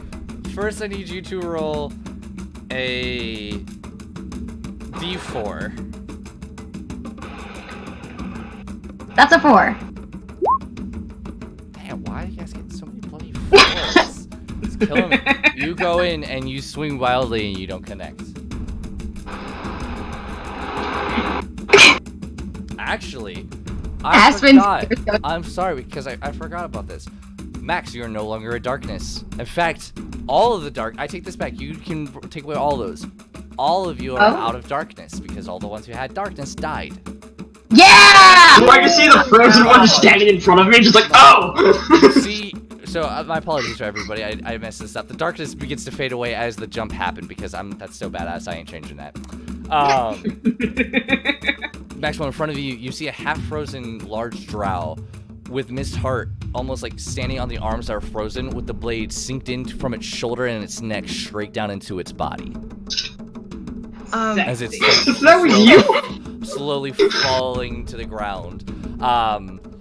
Aspen whistles. Like, damn! That was a good-ass kill! Aspen, now that all you can see this, Cinder is 30 feet away being dragged by one of the last drow. I'm gonna run. I'm gonna, like, You will have sprint to up. dash to be able to get to them, which will won't allow you to. So are you using your dash action? Cry. Can I use a bonus action to, like, shove him off of her? No, but because you always forget this, I'll give you a reminder. You do have action surge to do an attack. I thought I fucking wrote that. It's okay. Put that on your sheet. Do it now. Same with second wind. Yeah. But do you wish to use that now? Yes, please. So as you race up, you bring your short sword up. Go ahead and attack with your action surge. Yeah. I do. 23 hits. I'm gonna go for the face. Are you doing any of your maneuverabilities? Now, You were forever supposed to hold do your it peace. before, but because you forget, I'm gonna let it slide. Well, I mean, there isn't another person next. Alright. Easy enough. Then 23 hits. Go ahead and roll damage. 8. How do you want to do this? Oh, honey. Oh. Okay, so I'm going to run up to him, like, epic as shit, like, battle cry, and go and just go straight, like, this is gonna be bloody. I'm gonna shove my sword straight through his throat from end to hilt. Yeah, no, that doesn't sound weird at all. Just, like, huge battle cry and just leave her alone! And you're stabbing him in the chest with the blade's hilt? Through his throat. Through his throat. Okay, yeah. Charging up, you see an Aspen, short as he is, are doing one of those superhero long-legged like runs. It's almost like a jump as you hear this scream begin to echo down this entire cavern. As you jump up, grab the top of his head, slide your blade into his throat all the way down, bringing his neck down, and snapping his neck against your wrist. Twisting the blade to cut the spinal cord off, and the head just falls limp as you jump down, land on his chest as he falls dead. Cinder, before you go, because I know you have to restart. I can still communicate. Okay. I just can't. Understood. Roll a death save. Could someone roll for me? Oh yeah, I got you. I've got it. I can do it. Oh, thank you. Watch me fail. Oh yeah. Don't fail. I feel Please don't fail. Oh, Succeed. Hey! So you have one success. I literally just rethought everything, and the scene from Shaun of the Dead pops into my head. You know that scene where he's like, I said leave him alone! That literally was... Okay. That is canon now. Okay, go ahead. So that's what goes down. Herman, you're up. right. So I can now see that And my she's friend. about 65 feet away from you. She's 65. Oh wait, Yes. you went to the right. Yeah. I would say 45. Okay, I use my 30 feet of movement Mm-hmm. to get as close as I can. So And then still leaves you about 15. Yep, and I use my channel divinity, Mm-hmm. which I'll put into there, of preserve life, and starting at second level, it means I can use it, and I can restore a number of hit points equal to 5 times my cleric level, so that's 20, and although it can't get to above half the maximum hit point, as many as Cinder needs to be at half a maximum. Cinder would go to 12. 12. So Okay. you want to give those other ones too. Anybody else needing some? Because I can take 3 if somebody wants to take 5. You have to divide this yourself. Okay. So because you know. I'll give some those to the who've been small hit, squish. but, Who's been hit? you know Max. Pretty much everybody. Yeah, we've Pretty all much been hit. everybody. Okay, Who's Aspen. fucking bloody? Aspen, take 3. Max, I'll take 2. Okay. Thank you. Alrighty. As you feel this healing, this divine healing that warms you when it happens, come from around Aramid, she kind of extends her holy symbol forward, and from it, her arms begin to glow. Go ahead. Oh, no, wait, I don't know if I can use that.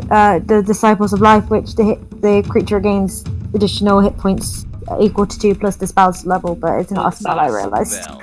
Yeah, I know, I just realised now. That's okay. That's okay. But no, I can't use that. But you guys do all heal that, and for now, we are out of initiative. Oh, thank God.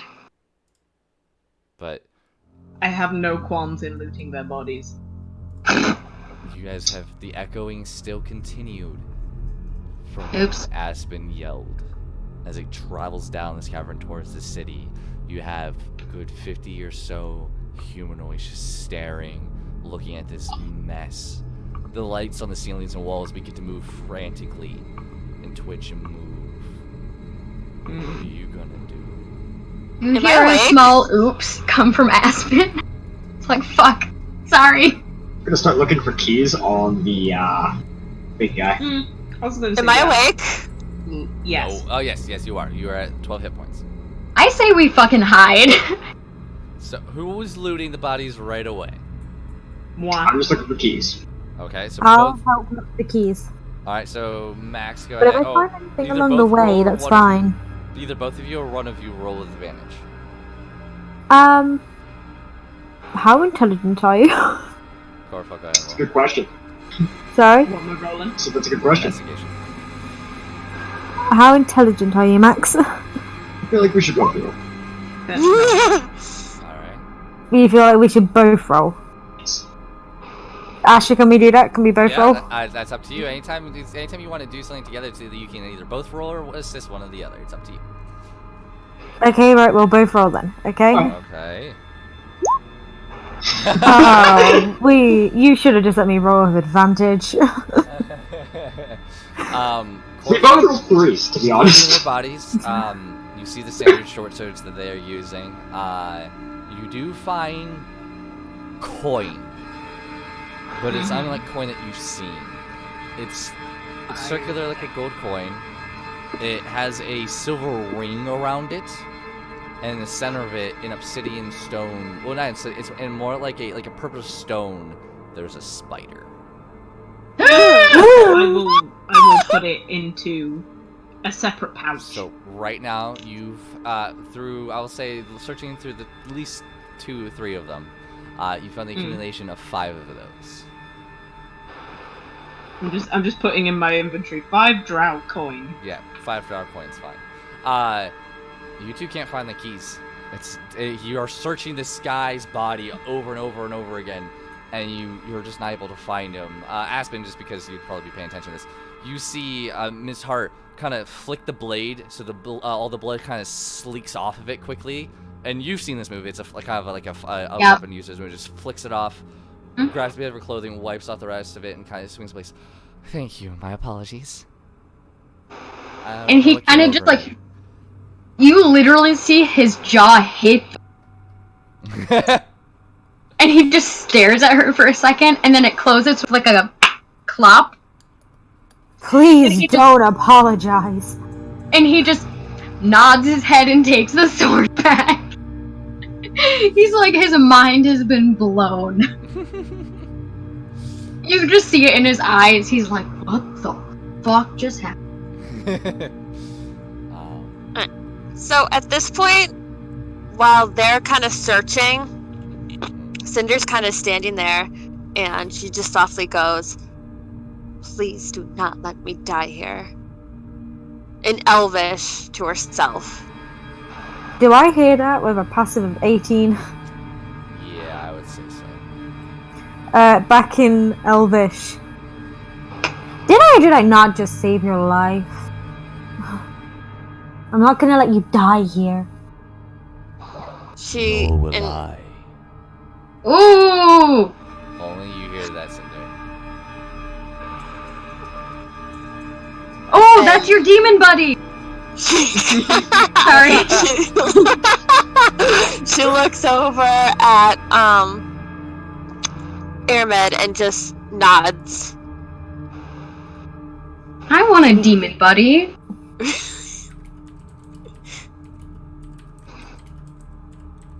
Seriously, where can I get one? I want one. No, you don't. What are you guys doing?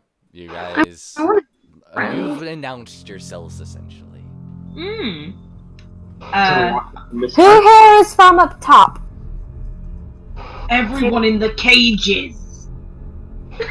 Right, well then, let's go and break them out. Seriously, I got my Warhammer here. I'm very happy to break some locks. Also, Miss Hart, do you want to hold on to my shield still? Yeah, I'm sorry? Also, Miss Hart, do you want to hold on to my shield still? Or do you want me to take it back? I can understand it can be a bit heavy sometimes. Because of just what I think it's going to be, aspiring soon, I think you should have it back. Okay. And she'll just take it back and she'll just stick it on her back. Let's rephrase that question. I walk up to the slaves. Okay. As soon as you walk up to the slaves, they all instantly cower and fall to their knees and kind of bow and cower at the same time. Oh, we're not royalty. We're not gonna hurt you. 70 of them that just poof, and you hear Cinder's walking up onto the ground, just cowering and bowing at the same time. You don't need to bow. We're not royalty. Well, most of us are not royalty, and we're not gonna hurt you.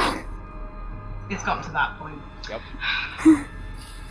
Ahmed, they're not going to listen. Who knows how long they've been down here? Now you know how. Go on. Now you know how unfair these people are. Look at how they treat the surface dwellers. Look how they treated us, calling us slaves, wondered why. I'm going to ask this now, and I'm only going to ask this once. Who has the nuts and the knowledge to be able to take us to the surface will break you out for free?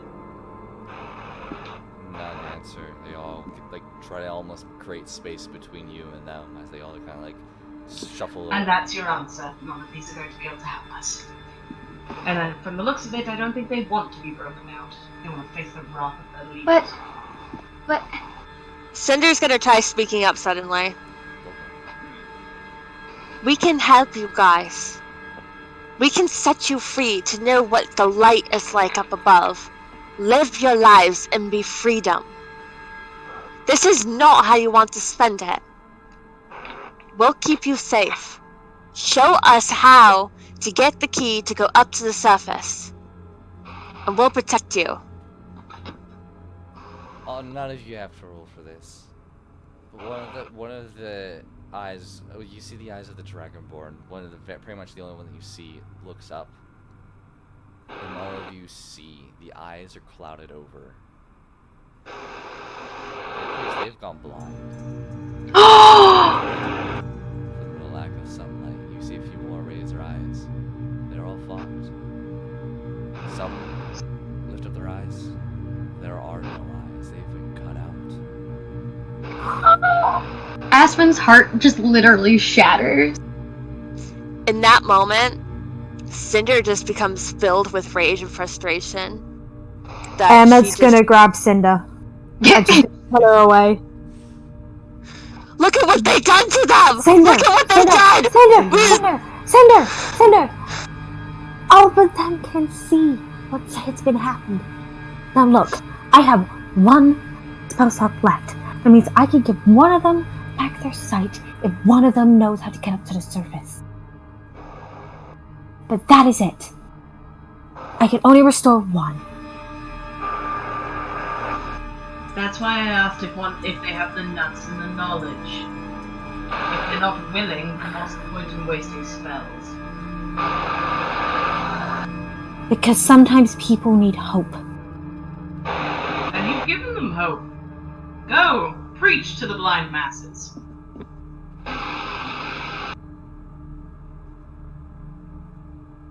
But we don't have a lot of time.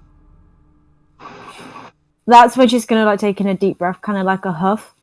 You'll see her like square her shoulders and like pull them back and just kind of like give herself more of like a height, you know, kind of the power kind of stance. She's gonna walk back to the cage. Listen, I have one spell slot left. I can give one of you back your sight. Just one. But that one person needs to be able to get us back to the surface. So we can save the rest of you. Aspen. No one should ever be living like this. And like his shoulders shake a little bit. You can see like trying to hold back tears. Now, as our friend previously said, if one person has the balls and the knowledge to help us, I will in turn help that person.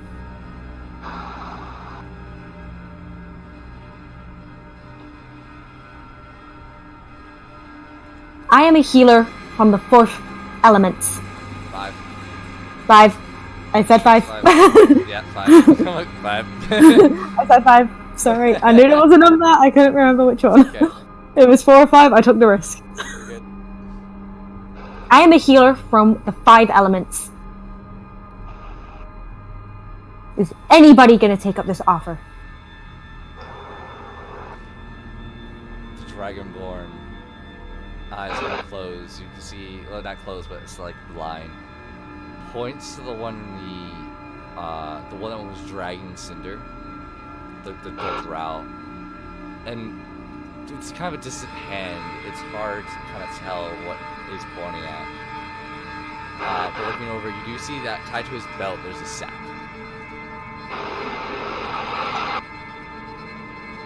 What's that? I will race over and just grab it. And then points over to a pool, one of the pools off to the right. Is it a pull or a pool? Pool. A pool of water, so a small body of water. Oh, he wants water.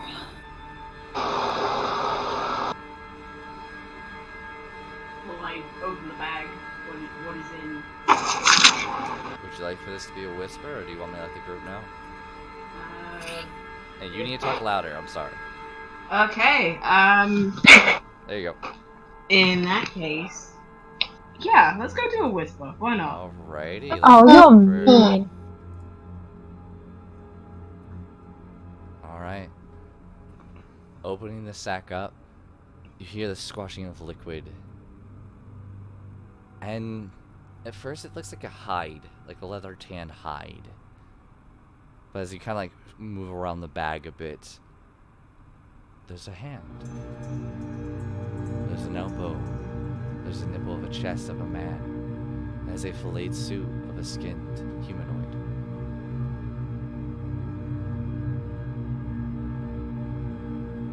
Okay. I reach inside and do a little bit of a root. It feels like rubber and soggy blood, just like jello. It kind of breaks in your hands. You don't find anything in there. Okay. While I am rooting through the bag, I am also walking back To the what? The pool? to the group. To the group. All right. So it's a walk and talk. All right. Then I will go ahead and head back. Okay. Everyone to Talus, no. Considering she's And where royalty, I we would have can't thought go. she'd have, like, you know... She said She... Back to it, everybody. Corvo. You said put the bag in the water? He's still just What's in the bag in the water? pointing over towards the water. Do you head over to the pool? Or does anybody? Yeah. As you get closer... Oh, go ahead. I'm gonna watch Corfell do whatever they're doing, but I'm also gonna keep an eye on this dragon dude. Okay. Corfell, as you get to the water, there's this, a single chain that's, like, just at the edge of the water leading into the pool. Okay. I pull on the chain. You pull out. It's a little stuck. Are you going to use force to pull it out? I look over to Ahmed and just like, you're more capable than I am. A little bit of backbone is a little bit needed. It's really sad that you have to ask the 15-year-old for help. Sure. I just kind of give her a look and flop my arms like a jellyfish, like, what do you think I'm gonna do with these? Going over, I won't have you don't need a roll. You pull, and it's stuck, and as you pull it out, you slip and kind of stumble back. All of you see is a completely filleted skinned humanoid. Oh my... That is disgusting. Keep pulling on the chain. And you can see she is, but she's feeling a little sickened by this, that somebody would do this to somebody. Pulling them out. As you pull it out a little bit further, that's all there is, but on the back of it, on the back written in Elvish, just says, useless, carved into the skin. Aww. I think I'm gonna be sick. Yeah, Aspen's in the back, just... Can I see how long this person's like been dead for? Make an medicine check if you want to get close enough to find out. Oh, God. Yeah, everybody will just kind of see her just like pull her top up over her nose. And then just kind of, nope, there's no, yep. She'll do that and she'll literally just look, but the smell's too much and she just goes to Rolf and she just runs back. Easy enough. You get the sense of disobey. That becomes you. You see, that's what they fear. Mm. Their senses disobey, and all will be stripped away. Aspen's just breaks down into tears.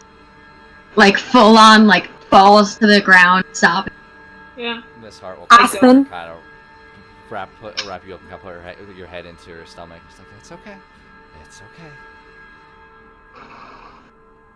These are Aspen? people we're dealing We don't have time to be sad.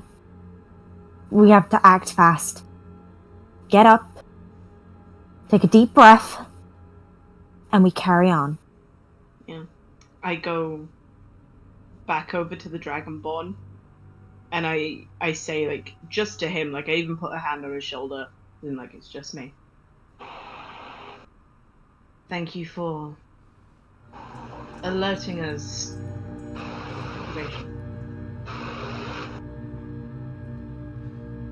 Heal.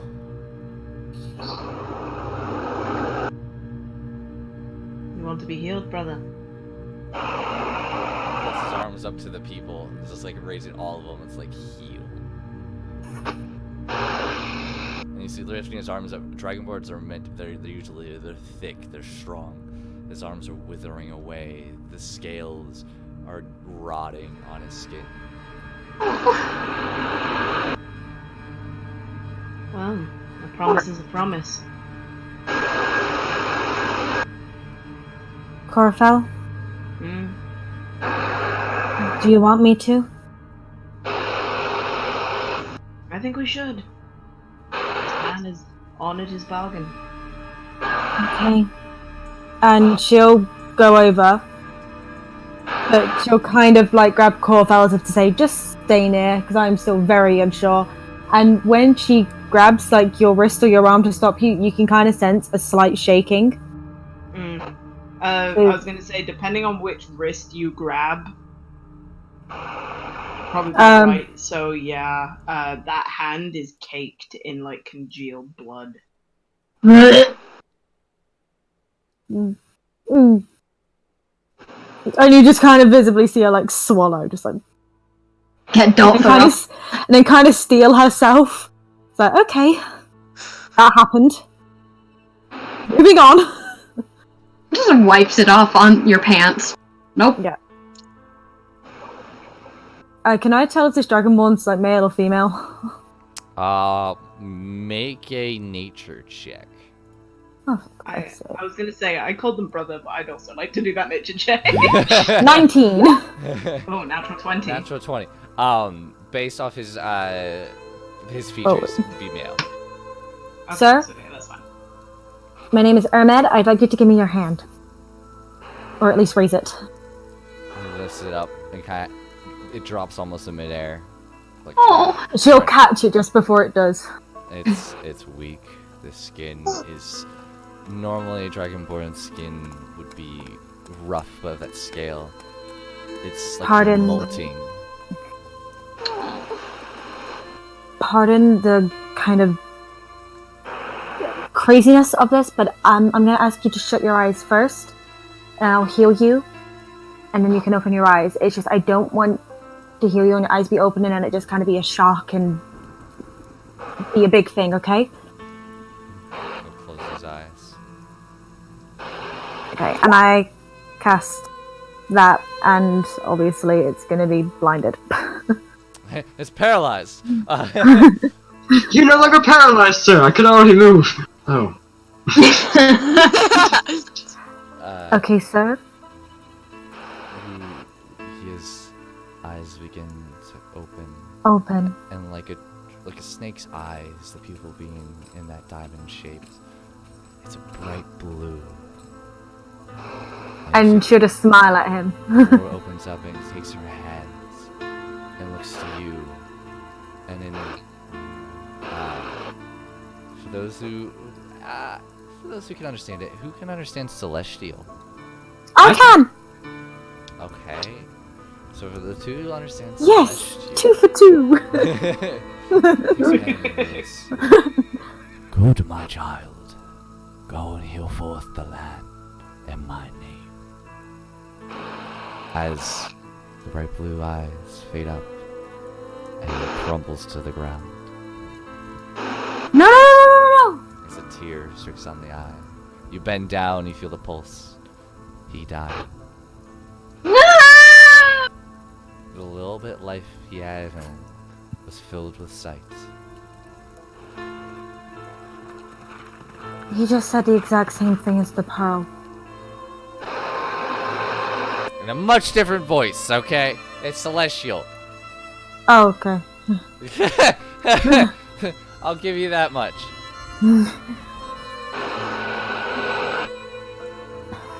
Cinder, Make a religion at that point, check. My apologies, Cinder, for interrupting. Give me one moment. that's okay. 18. You believe it may have been somebody higher up talking to you. Somebody who may be giving you your divine power, possibly. Oh my god. Go ahead, Cinder.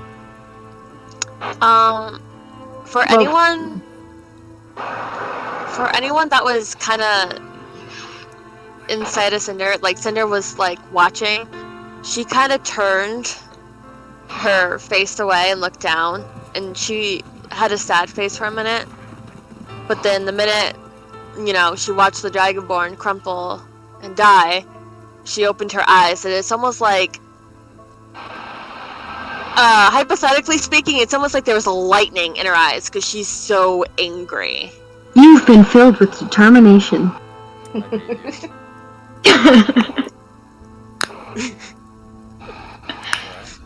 It was the perfect opportunity. I couldn't help it. Ahmed will just kind of put a hand like back on his arm and will just say like, rest in peace and may you enjoy the freedom of the afterlife. Hail and farewell. And we'll just kind of just get back up. You can see she's sad. She really wanted this to like work. I wanted to save everyone. Cinder goes over to Maxwell. Maxwell? Yes, sir. Can you cast some healing on me? Of course. I will use the rest of my healing light on Cinder. Okay. The flash I'm of just light, gonna light up the right here. you know, vegan. Oh boy, man. 6. Wow. Wow. Damn. I'll take it, it's fine. Dang, dude. That's rough.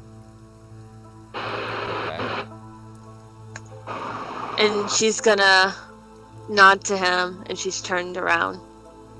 What are you doing? We can't stay here much longer. It's affecting all of us. We have to keep moving.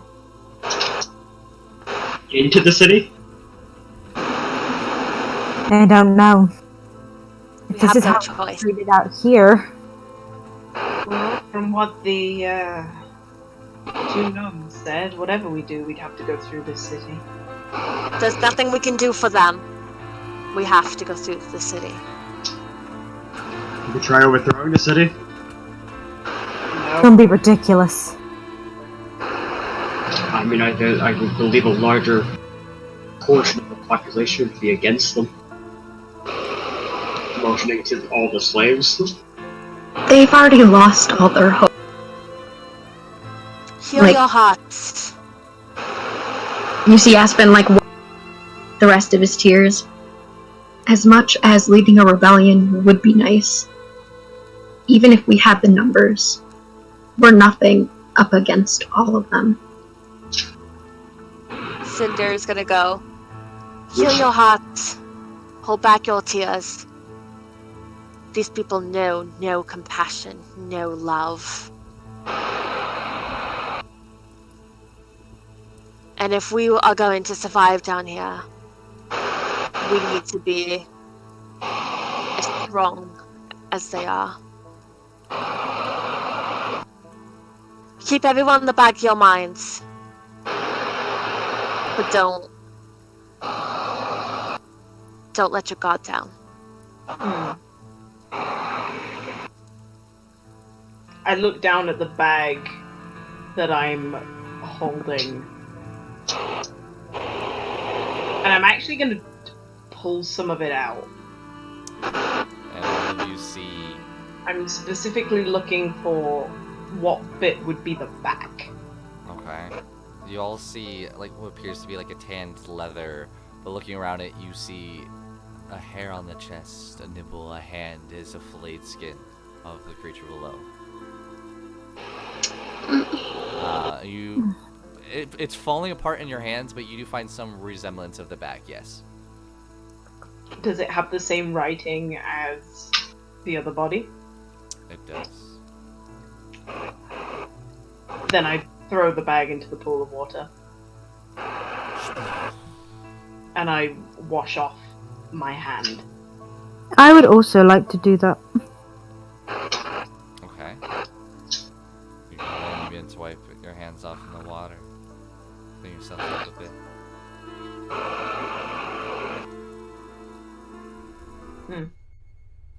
I kind of looked at everyone and goes, I had a plan of possibly wearing the skin like a camouflage, but if they have writing all over them, can't really use that.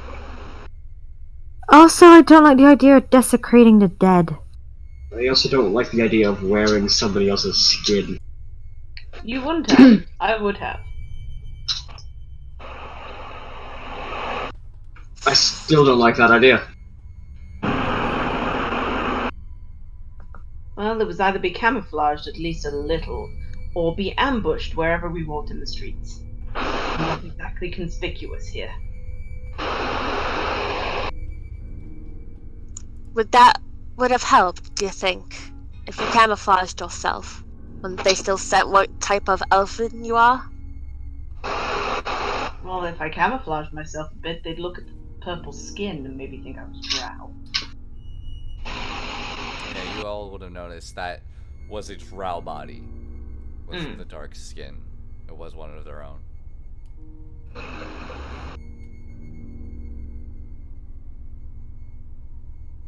But that doesn't matter now. Skin was flayed and falling apart. It wouldn't have lasted. That's the game plan. I'm Let's I'm stick gonna together. pray. Gonna start heading towards the city. Yes. I'm gonna say a quick prayer to the Ancat. Go ahead. Roll. What are you saying? The Ancat, please guide us and provide us the safety on this journey, and to get us back home, so that we can carry on with our lives and provide maybe hope to these people and to those that need it. Please protect the man and keep him in your eternal warmth who is just gone. And I thank you for all that you have done for us. And go ahead and insert an inspirational point. Ah, Yay! Where you used a spell on something that did not benefit you. Damn! So, do you understand what an inspiration point does? does it allow you to re-roll again? It If allows something you like to- messes up? It pretty much allows you to re-roll anything. Where does that even go on the character sheet? There's an inspiration thing about the proficiency bonus box. Yeah, we'll talk about off the stream. But where are you guys heading? You guys heading into the city, or are you going off track? What are you doing? They're going into the city. Okay. Should we find somewhere to rest up first? I would love to rest up first. That would be nice. I wasn't talking more of a full. I was talking more of a short rest. So we. Warlocks. Unless you guys want a long rest, because it just kills the guys. I really need a long rest. Like, really, really, really need a long rest. As- While people are discussing whether they're gonna rest or not, I'm gonna start dragging the drow bodies and putting them in the pools. I'll help. Alright, so it seems we all agree on a long rest. I will say this. This may be the only time we'll be able to, because don't think that if we try to take a long rest in there, we won't have any silent silent watches. They'll be on us. So once we rest up, conserve your spells. Only use them if needed. Heal only when needed. It is my duty to help people, even if that doesn't benefit me. I am there to help everybody, not just myself. That is what being a healer is about.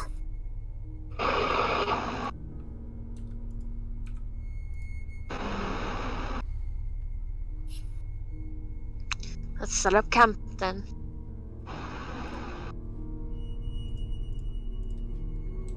Where are you setting up camp?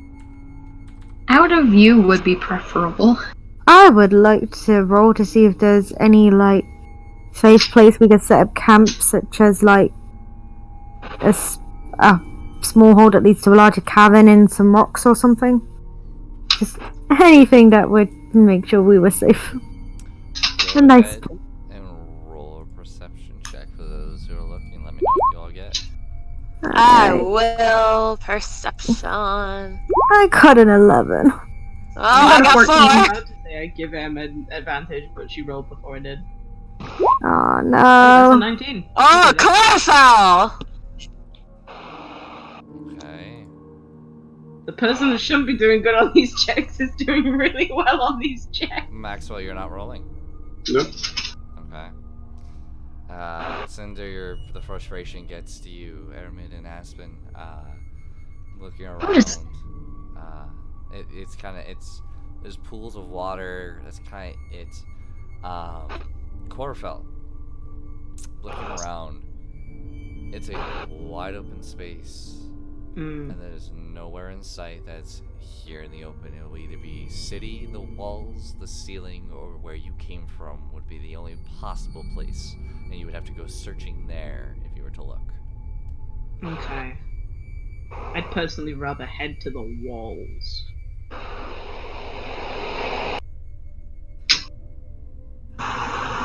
Okay. Looking to everyone. If you really want a defensible position, I hope you don't mind walking.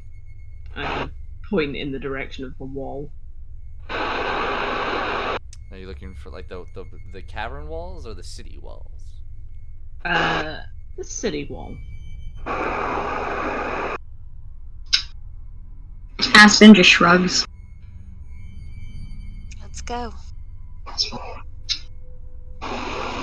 Okay. You all begin to march past the how many dozens of slaves that just sit there and cower away still as you walk near them or past them. I do actually cast Goodberry. And like kind of start doing the Salvation Army thing. Where it's like I go along, give someone a berry, go along, give someone a berry. It's like I know it won't do anything for their blindness, but at least they'll get a day's worth of food in them. Okay, yeah. And that's alright, you're easy enough, you're able to cast this and you have to put in front of them as they won't reach out and take it from your hand. Oh, definitely. Whether they use it or not is unknown. Well, I do say to all of them, like, as I give it to them, it's a berry. It'll do you good as food. And like, the berry, it'll do you good as food, and like, keep going along. Okay. Yeah, easy enough. You do this, and I'm not sure if they've taken it. You're not sure if it will be left there. It's a bit of a unknown. Easily done. You guys begin to move towards the city walls. Looking around as you pass what they were working on. Because they're just moving stone, enlarging the area around them, possibly creating new caverns. It's hard to tell. You walk for a good hour, and the city's still in the distance, growing closer, but it's still pretty far.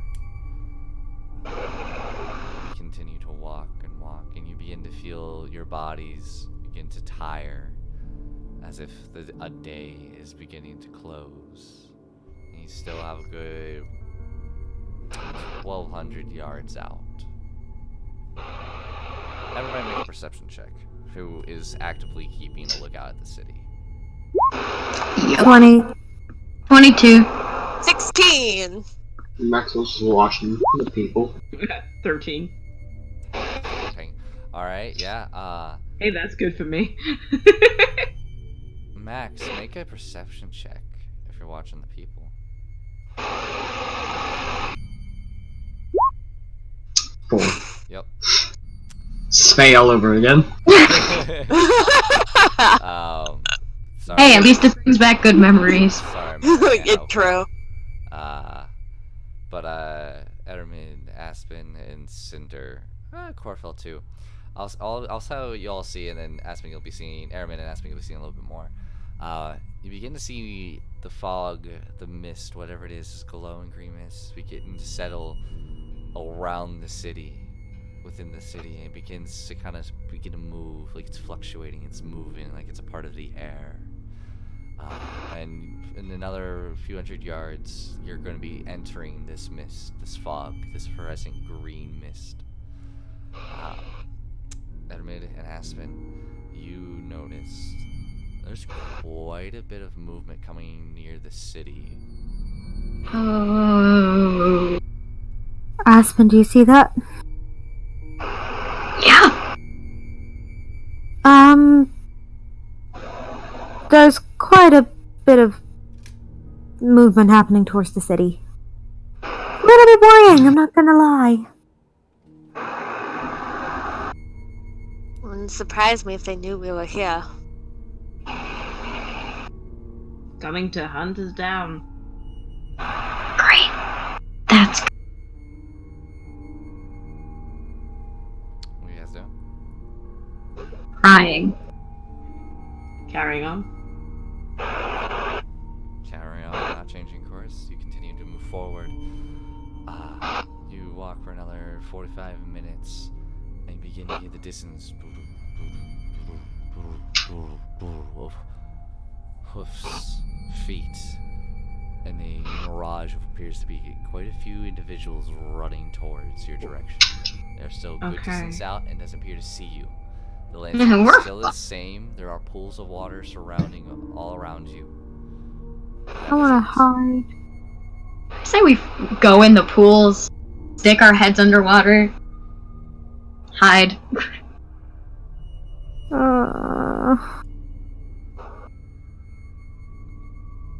Okay.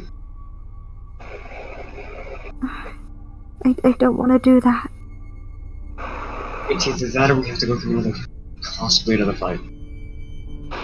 Everybody into the pool. It's our best shot right now. About 2 people can fit per pool. I'm going with Corfell. I'll take Miss Hart then. Alrighty. So it's Miss Hart, Aspen, Aravid, and Corfell, and then Cinder and Maxwell. You all jump into these pools and you begin to wait on the surface. The moment you enter, you break kind of like a film at the top of the pool. And as you kind of enter in, it feels like water, but there's just the film that you've noticeably broke as you kind of top. It appears they haven't been disturbed for a while. The noise grows louder. What happened to my roll 20? Oh, it's because I'm on the wrong page. Sorry about that, everybody. Fine. Many footsteps as they grow closer. You see there's about 12 of the same shirtless drow running, and they are full sprint, and they are fast. Your breath, kids. What? Oh, Holding breath. okay. Up and under. Oh, you guys are just going down right now. Okay, they're still about 100 Wait. yards out. Yeah, why? Okay, nope. I was like, I'm like, wait, why is everybody holding their breath? Let me describe. Let me do my job.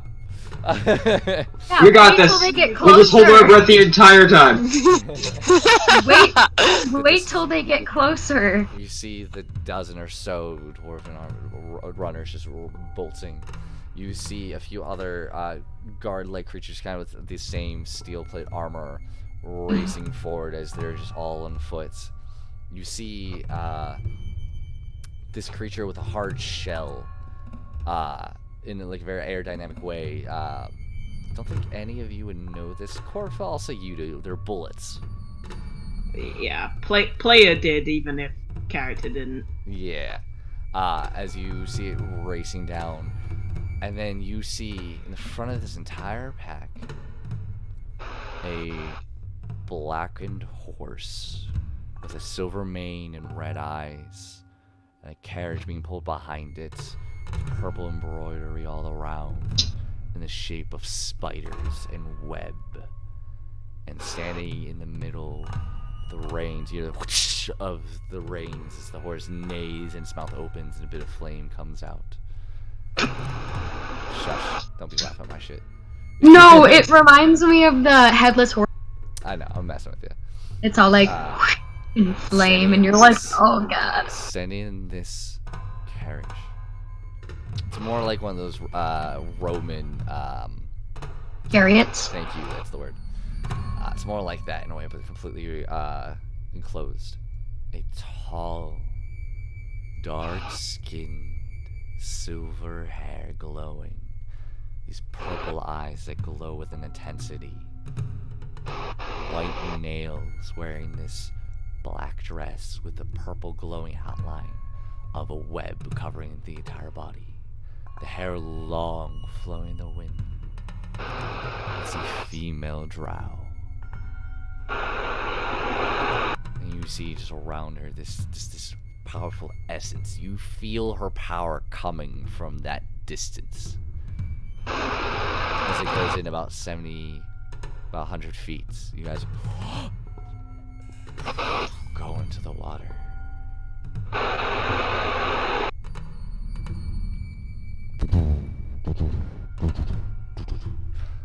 The water begins to ripple harder and harder. You feel the vibrations coming through the ground as these creatures begin to run past. You feel a few of them actually jump over your puddles and begin to move. You feel the female drow leading this party come and slow down a bit, and the rest of them begin to jump over the puddles and the pools of water. The bullet going past, she slows down to a stop. Oh shit. It's hard to see with the water. Everything's kind of magnified of it. You see the long hair coming down to her hips, the very slender body wrapping around it perfectly.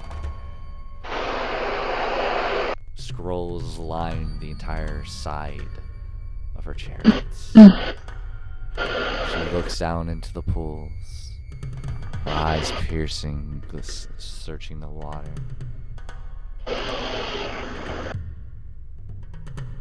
Looks ahead. Whoosh! And the chariot drives off.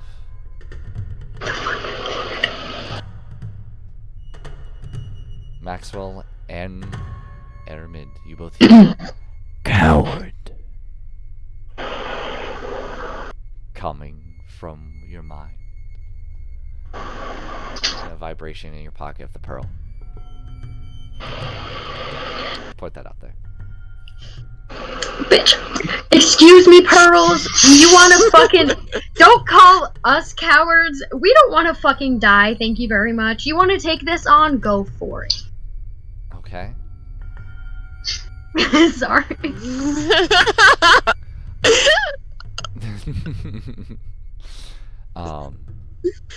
I would like all of you to... Actually, no, never mind.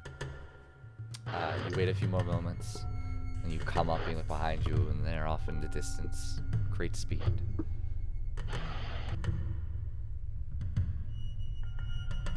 I'm just gonna whisper to my pearl. There's a difference between cowardice and tactics. I'm ignoring mine. Like, I ain't fucking listening to you. Bitch, you getting the silent treatment. The pal gave me the silent treatment first. I'm just paying the favor. Okay. Did it call? You guys breach the water and get back out. You guys are soaking wet.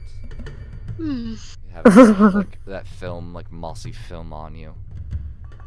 At least we'll blend in to the earth more. And Cinder looks at them and turns around. That was your first glimpse of the queen. Are you sure it's a queen? Well, if we're going with the beehive metaphor. Princess. I don't think to be really stance or anything ever done another word beginning with that letter. Hmm. By the way, If any was of that you- girl giving you smack? What? The boy called me a coward. Your Pearl doesn't like you? Oh, come on, I can't be the only one the Pearl hates.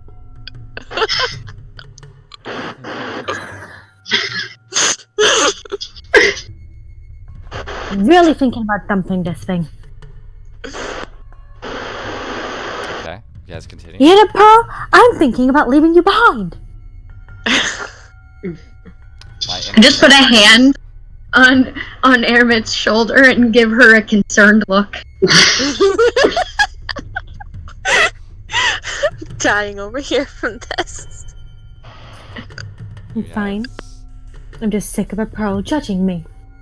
I'm gonna raise an eyebrow. Only in D&D, everybody. Trust me, dear. It's not just the pearl. Remember that next time you need healing. I'm right here, it's okay.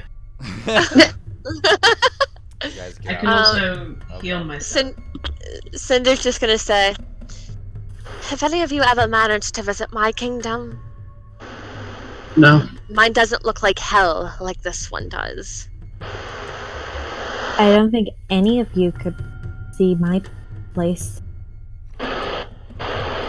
Aspen just shrugs. Didn't really have a place, it was kind of more of a caravan, kind of moved from place to place.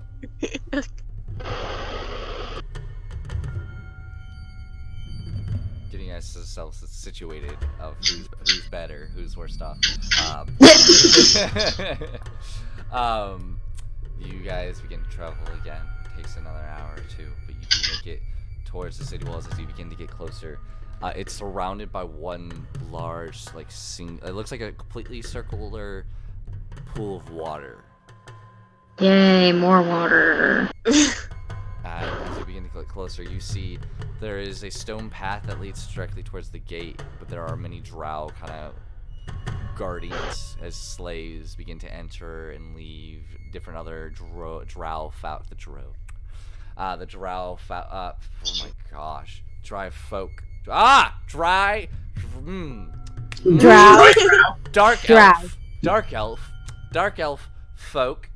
Those dry motherfuckers. How dare they not climb into those puddles as well? Yeah, damn. Okay. We got you. So, as the dark elvish folk begin to go ahead and enter and leave, everybody who wants to take a look a little closer, go ahead and make a perception check. Perception. 8! 20. 4. I understand your pain. Mm. Okay.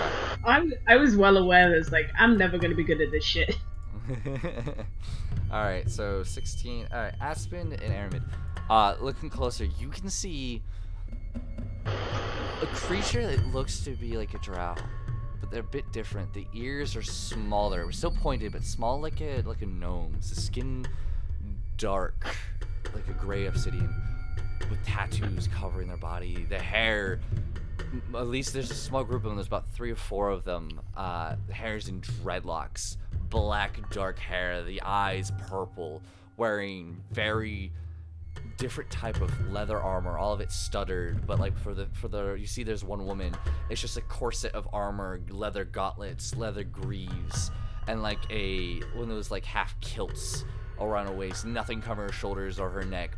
It's more of an ornated type of armor meant to be more of like showing you my power than anything else. A dark obsidian black blade with rings and piercings. The male's wearing leather armor as well, one wearing a great axe, with no armor covering the shirt, very fit. But there's just this essence coming from them that they aren't Drow. They're not that smooth, fair, very beautiful skinned creatures. These are short 5 foot, 5.5 foot creatures that just are in a fight. And as the small group just enters in, if you wish to try to figure it out, go ahead and make would it be a nature? Would it be a religion? Make a religion check. For Aspen and Airman to see. Oh, crikey. I'm not doing well. Yeah, neither am I. You guys don't know what they are. They look to be Drow, but the ears, their skin, their whole posture's different. They're rigid. They're not smooth and elegant. They're very rigid and more human-like and brute. Maybe they're crossbreed? I don't know, but they're not Drow. Are you aware of this? Yes. Yes. And another one trailing in from further behind, as you kind of see. Completely bald, small ears, no facial hair to speak of, chains wrapped around each of their wrists like it's a gauntlet hanging down with a chain down the wrist, swinging side to side. The armor itself appears to be made of like chainmail, but it all has holes and chinks. These steel greaves as they kind of walk, and they stop, and they turn and look directly in your direction. Oh. Does it look like they see us? They tilt their head. It's hard to tell at this difference. You can't even see it, Maxwell. You see an individual stop. They turn their head and walk in. Well, we may or may not be screwed. Weren't we already? Okay, we may or may not be fucked. Just one step higher than screwed. Aspen gives a solemn. Yankhead? Any help? At all would be lovely.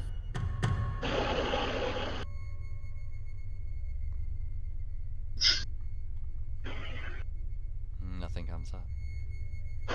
Of course. Should we start making our way in, or tread us of something on the outside? Am I to roll anything for what just happened? Nope. No. Okay. You wouldn't see anything. Inside will definitely have more places for us to hide. It's going to be a town and not just kind of a plain wall and pool area. A lot less places to hide out here.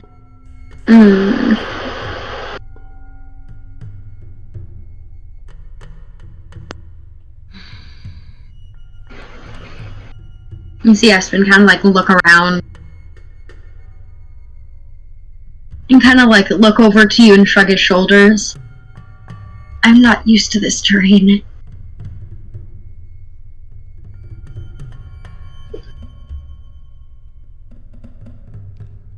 If we're gonna do this, I say we try to find a way through the pool of water, or maybe around the back. I don't know. I don't think we should be going up the middle.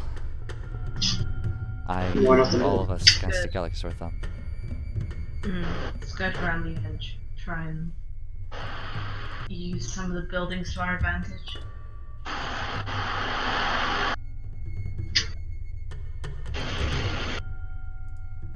Asher, is the dirt like completely black or is it kind of like purplish?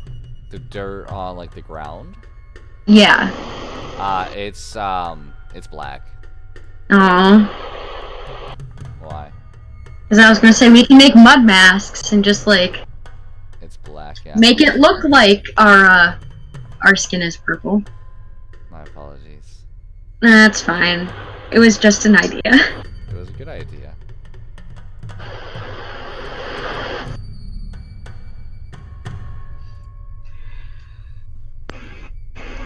Is anybody good at swimming? Last time I tried, I drowned. Aspen raises his hand. I can swim.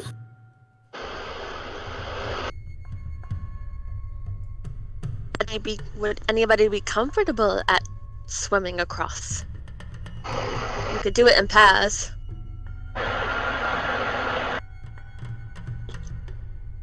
Fine.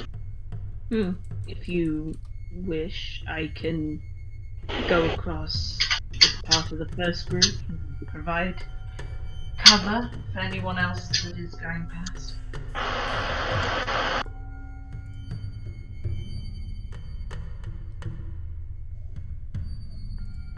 I can go with you. I can go across. Aspen gives. You broke up, Aspen. Well, Just Aspen gives a nod, like a. Easy enough. who wants to go across first? I don't mind going first with someone. I can go. Well, I think Corfil just offered to do it as well. I honestly don't mind. Whatever is helpful to the group.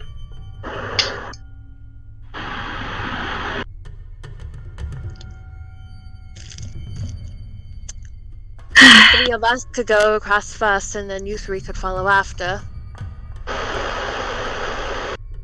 I just point. He said he couldn't swim. Who couldn't? Max.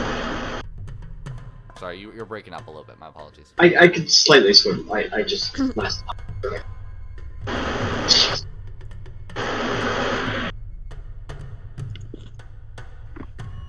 Should stay with.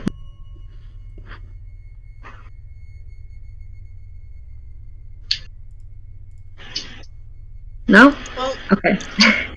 No? Cinder is gonna start heading into the water. Time to get moving. Who is going first? I'll go. Cinder will be one. So Cinder and Corfel go first. Oh, I'll go over with Miss Hart afterwards. And I'll stay with Max. Okay. Like, go with him, I should say. So go ahead, Corfil and Cinder. Make a stealth check. oh please. 16. Ah, fuck. 11. You guys dip into the water. Cinder, you kind of slip a little bit. And are you diving under, or are you staying on the surface, just kind of treading? And I'm kind of doing the equivalent of like the SAS slow breaststroke, where it's like trying to make as very little ripple on the top of the water as possible. You're doing that. Alright, now, the water is about 30 feet across, so you begin to slowly.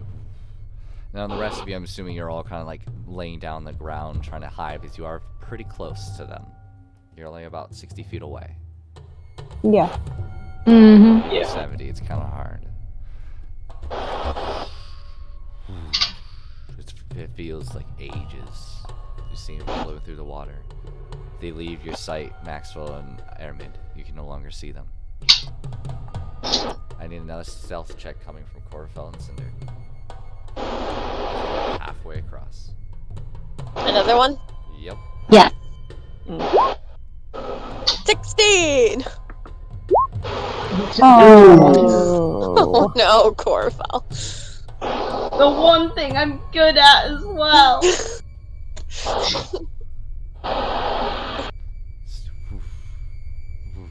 You hear Cinder get a little quieter behind you. Corval, you're like, oh, that's actually pretty good. All of a sudden, you feel your foot catch. Cinder, Corval's underwater. Just...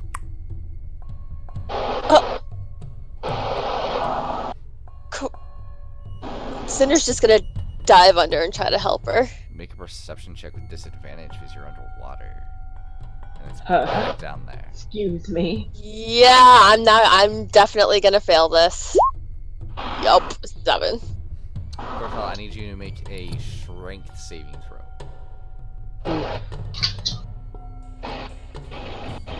We're gonna die by water, everyone. Oh, there we go. Funny. Wow. Hey! You feel something grab you from under the water, Corval, and begin to pull you down, but you're able to kick it off. You're about 20 feet underwater right now. And you all heard a very audible as the Corval is pulled under the water. In that case, I will stay underwater. Okay, you cannot see anywhere around you. Your dark vision does not help you as there is no light. It's more for the sense of moving away from where the splash obviously would have been, Mm-hmm. So and then are you... coming back up about like 30 feet away. Okay, so are you trying to stay down there and swim to the left or right first? No. Or are you just going to stay down there and then go straight back up? It's like I'm gonna stay down. I'm not going left or right. I'm gonna swim in the direction that I believe was forward. Because technically I was just pulled down and I didn't get rotated anyway. Nope. Okay, just double check. I'm gonna swim for 30 feet and then pop back up. Okay, so you're gonna wait for a little bit, correct? Just Yeah. Okay. Cinder, looking around, you don't see anything though. When you come back up, everybody's able to see. There's a few guards walking around towards the rest of the group to see where the splash was. There's 2 of them. Oh no. What do you guys do? I say we get in, we drag them into the pool, snap their necks, stealth kill. You are kidding, right? That's I'm when we game. find out that Aspen is actually the new main character for a second.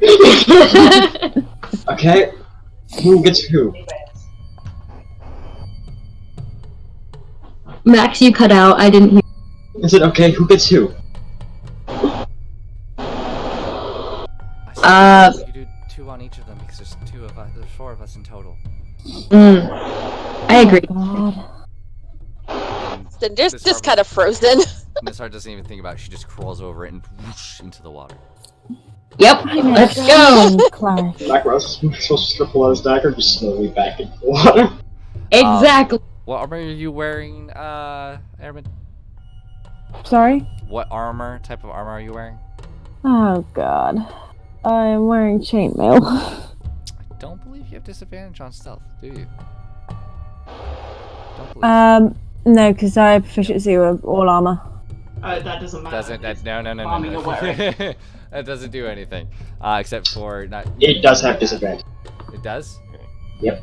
Okay, so for stealth checks, I need you to go ahead, all of you who just got in the water, make a stealth check, and Airman disadvantage. 11. Got a 21. And Miss Hart got a non-natural 20 herself. So Airman, you're just a little bit like in that water, just kind of sinking a little bit, trying to tread. It's a little bit more difficult for you. You see these 2 drow shirtless warriors begin to walk over. And there's still some ripples where you guys were as they kind of come over and they're looking in. Yes, come on, Nikita. You can't hear them very well, Airman, otherwise you'd be able to understand. It's all muffled by the water. As they kind of come and they begin to look over the edge, and they actually kneel down to look over to see what just went in the water. Aspen holds up his fingers in like a 3, 2, 1. You all have a surprise round. So for everybody, you guys can either roll individually. I'll say Miss Hart and Aspen, you're together. Maxwell and Aramid, you two are together. You're having one. So you guys can either choose to give one person advantage, or you individually roll. What is your choice? What are we rolling? It will be a grapple check, so strength to pull them under. I'm giving you adamant. Yeah, let me roll with advantage. Okay. What are you doing? Do you want advantage, or you want to both of you roll? I'd say advantage. My strength is pretty good. Okay, so Aramid and Aspen, go ahead and roll a athletics check. Oh, athletic. Yeah. Oh, Strength. even better. 24. That is a natural 19, my friend. Okay. Aspen, go ahead and roll again because you have advantage because it's surprise. Oh, 23. All right, so they need to make a acrobatics check. Please fail. A 9 and a 16. Oh, With yes. that, both of you simultaneously, Navy SEAL style, grab them by the head first and pull them instantly down, knocking their head into the side of the rock as they both slide down. You now have them grappled. I'm gonna take. Go ahead. I'm gonna take a dagger out and stab him in the heart. Roll an attack. All right. You don't have advantage because you're underwater and you're grappling at the same time. Did I not put my daggers in? Just roll a strength check, it'll be the same. Or unless you want to use dex. Depends, just roll one of the either. Alright. That's a 17. Yeah, no, that definitely hits. And you go and you plunge the dagger into the heart, and Miss Hart kind of helps, and like both of you kind of squeeze, and you're able to, and his breath leaves him. Aramid and Maxwell, what are you doing? Go full Lara Croft, bitch. What? Hold his head under the water until all the bubbles stop? Just stab him! Oh my god! He's not! So cruel! The dagger has totally got it. I mean, Maxwell, you have a dagger. I don't have a dagger. I have a warhammer, short bow, and arrows. That's it. He's gonna stab him, trying to slit the throat. Go ahead, roll an attack. Oof. It's got real dark. Ooh, you still hit. And with that, water begins to trickle in the blood and leaves its body. Does he have any obvious weapons on him? Like daggers the or... same short swords as you saw before. I will take a short sword. Easy enough. Take the short sword and the bodies begin to Yes. float up. Oh no, wait. Yeah, we gotta put them down somehow. Maybe, like, tie a rock to their foot. So they, like, stay at the bottom. What are you doing? Well, while you guys are thinking on what to do, Corfeld, as you come up next to Aspen, you both just see these two, Aspen, Cinder, into the water, and their body begin to float up. Oh, and Corfeld left as soon as I asked them. Okay. We'll go back to them then, never mind. What are you guys doing then, Yeah. Cinder, Aramid, Aspen? Not Cinder. We need to weigh their bodies down. Somehow. Are there any rocks around? If you want to get back on land, you can They're discussing this. I'm searching through all of their pockets. make an investigation check with disadvantage because you're in black water. Yeah. I would also like to do that. No disadvantage. You looting sons of bitches. Hey, these people have slaves. They don't deserve anything. Exactly. Between the two bodies, or no, both, yeah, because, no, you guys helped each other, so you're on the same body, so you both instantly find 3 of the same coins found earlier with the silver ring and the obsidian purple spider in the center. You can take those. She'll just push them towards you.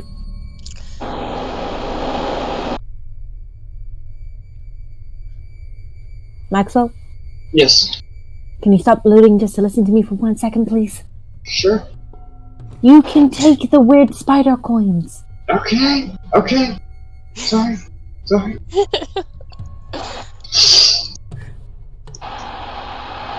And we'll save for the sake of remedy. Corfel and Aspen, sorry, Cinder, so many names. you both make it to the other side. Easy enough. And I need the rest of you to roll stealth checks.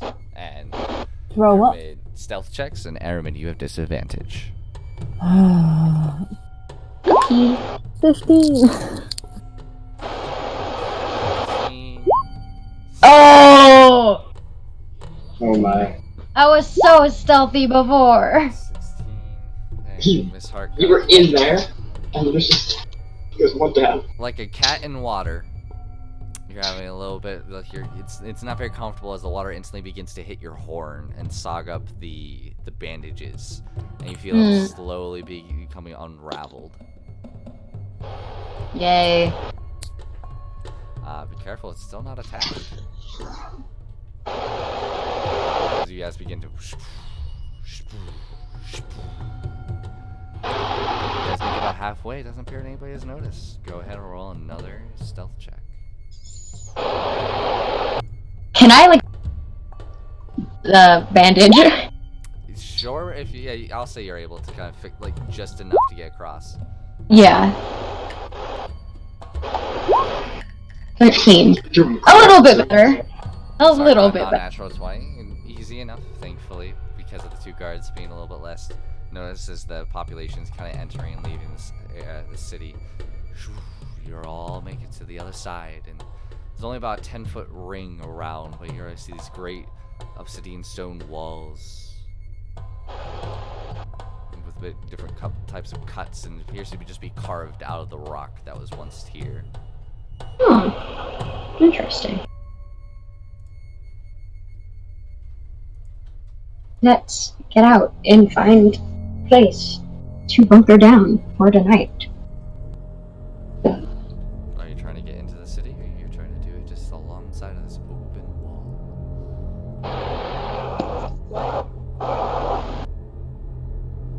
Do we want to get into the city? Why? Corfel, if you're talking, I can't hear. It's Cinder. Okay, because I'm Is it? Hold on. Gorfell, Hello? can you hear us? Yeah. There you are. Yep, that was. Yeah, I couldn't hear you, so I wasn't talking, so. It's Cinder. Oh. Sorry, that was me. Mother was asking me something. Sorry. There are random amounts of boulders around here and scattered, just everyday equipment, but there's really nothing to hide, though you could attempt to if you wished.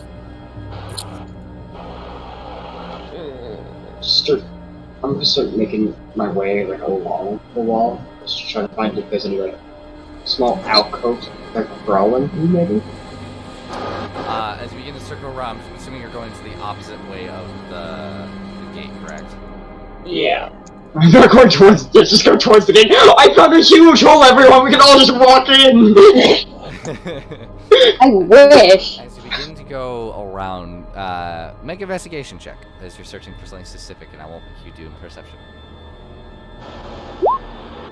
Nailed it. Oh no. Nailed it. I'm still rolling with disadvantage. Oops. Still on that one. That would As still you be all are nice. kind of searching around, you actually run into Maxwell as Maxwell just randomly stops. God damn it, Maxwell! Aspen, thank you. Walking around, being a little bit more north of the cities, you know to look a little bit up from the wall, and you see a circular metal gate that appear to be where the sewage and the water comes out of. And there's a little bit of cracks in the walls where you could possibly climb up there, or if somebody had a grappling hook. It's only about 15-20 feet up. Hey, guys, look up. Oh, It's very obvious. why is it red? Have you never been in a city before? I've been inside of a city, yes. I've never tried breaking into a city. Well, there's a new time for everything.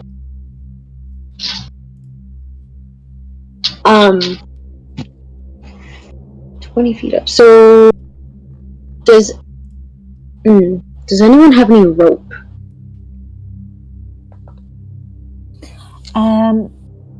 Yeah. And she'll go, like, take off her backpack And we'll take out hempen rope. Cool. Did not expect this. Our motto was be prepared. Should one of us climb up first, or should we... I don't think an arrow would stick into the side very well, because it's just rock.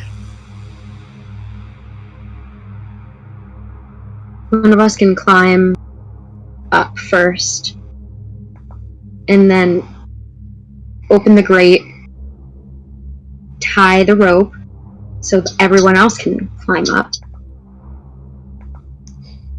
I'll be honest, Aspen, I think you probably have the best chance out of all of us.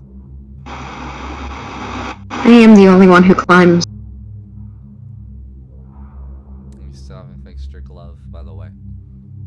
Oh, trust me, I know. So if you're gonna try, go ahead and make a strength check. Yeah. I'm still very... Are you fucking kidding me?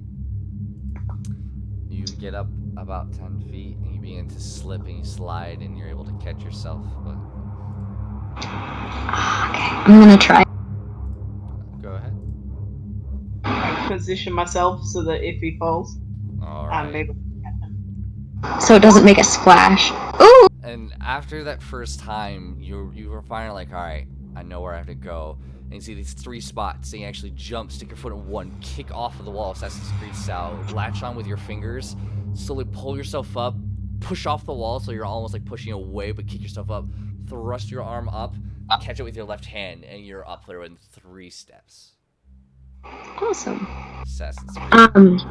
Yeah. Now, can I use my dagger fiddle to get the grate open? Make a dex check.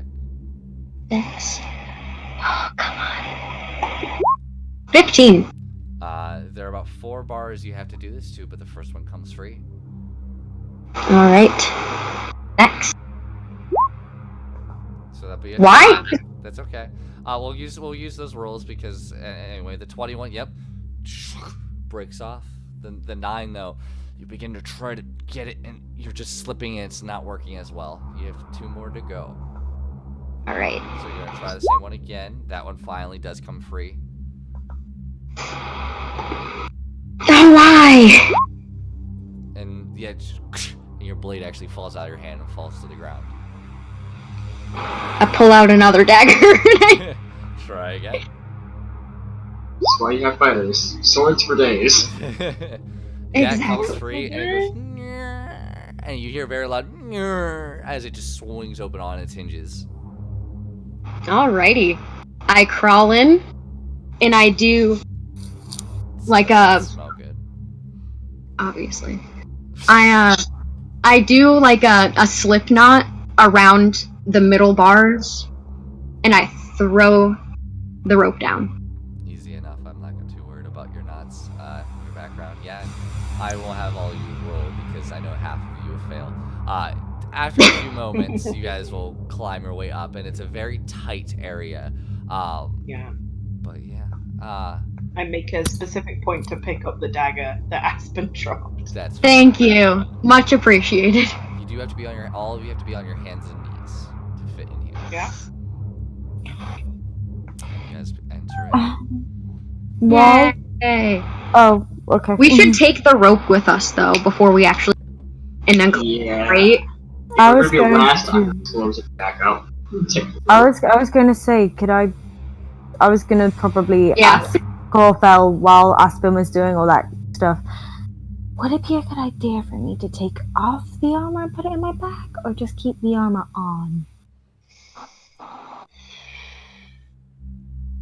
Well, right now we don't plan on fighting. But at the same time, a fight can come from anywhere. So I would leave that as a judgment call to you. What are you more comfortable with?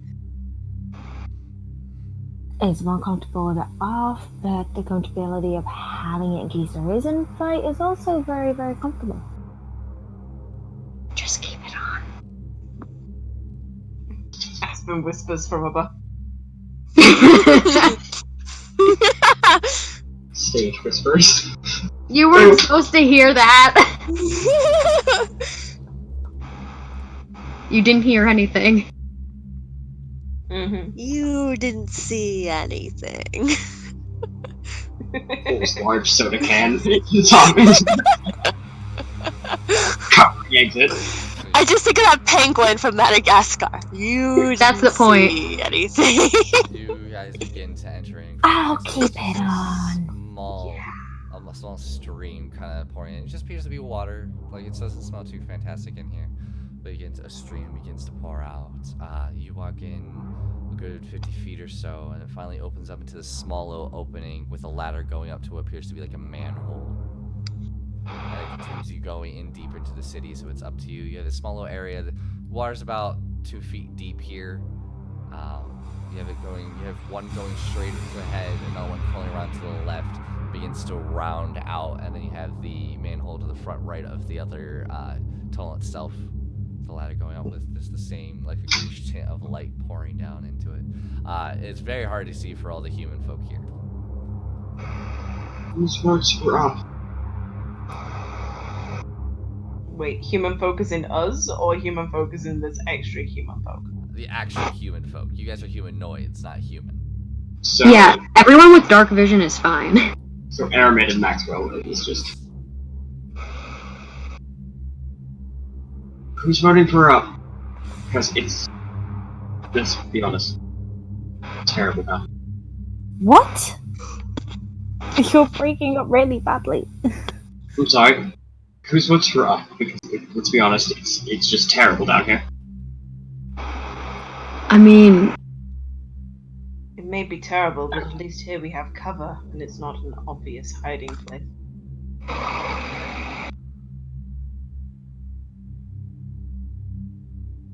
Play our cards, right? Being up there would be the last place they would look for us. Let's get some hoods. Cover yourselves. I mean, you guys could always speak above as well. I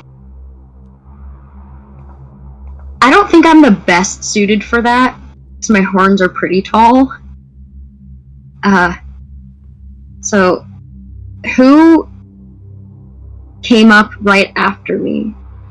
It's big enough where you guys can move around each other. Like, it's about 15 feet long and about 10 feet wide. It's just like you guys are able to move around each other. It's about 15 feet high, so like you guys are able to like stand up here, and it's not comfortable, but you're not screwed either. Hey, I'm the only one that will probably fit comfortably in this. My horns are a bit tall. Does anyone else want to take a peek? I'll have a look. Just be careful. Okay. So go ahead and roll a stealth check with this man. Oh, Rick. That's what I was waiting for. That one. Oh my gosh! I would like to use my inspiration. Okay, yeah, so go ahead and roll straight. Watch it be another nat one.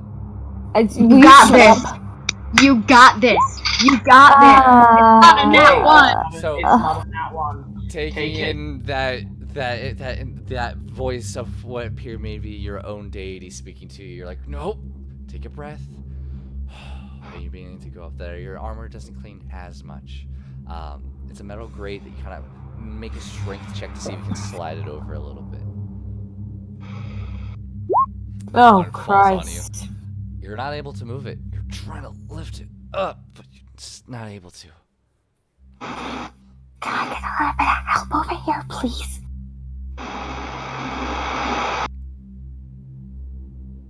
I will be no help whatsoever. Fine.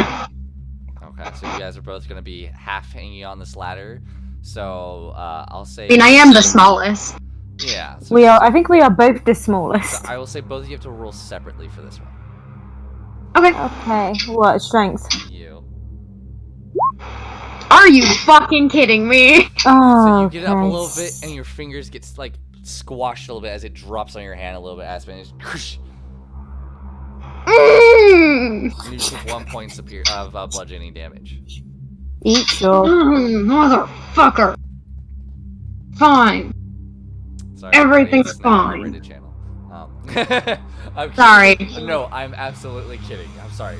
Ellie just made fun of me for that. I was just like, all right, now I can do it. So, continue. Manhole 1, Team 0. That was all the manhole cover? That was all the manhole cover. Yeah, Aspen just shakes his finger out and he's Can't like, say try this again. We'll do this again. Or the other two can have a go, okay? Last time. I love 3, Please 2, fail. 1. Please fail. double that one. Okay. Oh wow. Okay, I love it do you know how what? It's Circles to hard, do- but you do begin to Oh no. Oh, God. It's just It's manhole swing. slides off to the side. You get about halfway, enough to be able to get your head. Everybody. Are you gonna put your head up?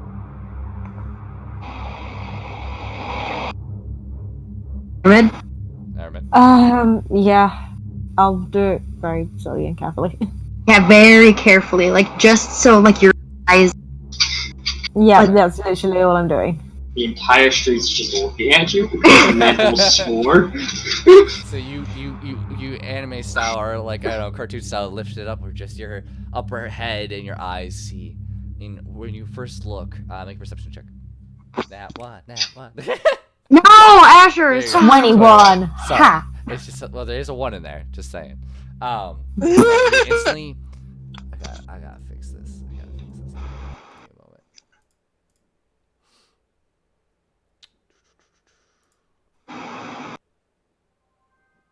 Nope. It's this.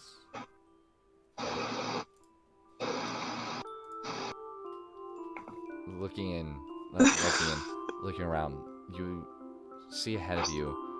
What the hell is this? magic! We're gonna get some like really wholesome drows right now, and this Excuse me, what is this? I'm deleting that from the playlist. we're here for like happiness and kindness. And I was gonna say, wasn't that the Barney theme tune? No, it was. I think it was this old man. He played that Alright. one. Shut the fuck up. Okay. Looking out, you instantly see a street in the stone ground. There are perfectly carved tiles. It's not tiles, but they're made to look like tiles, but it's just been engraved into the rock. Ahead of you see a street curving down to the right, spinning out to the left, like it's almost like a downhill curving around. The stone buildings, you see lights, very faint candlelit lights, green fog that's fluorescent, kind of glows above you. To your left, this immediate building with a carriage right in front of it, more like a wagon filled with appears to be some sort of stone or other materials. It has a blanket over it. It's kind of hard to tell. With a door directly to your left. You begin to look over behind you, and there's another street. It looks like you're kind of like in an alley. You keep spinning around to your left, and you see a pair of boots.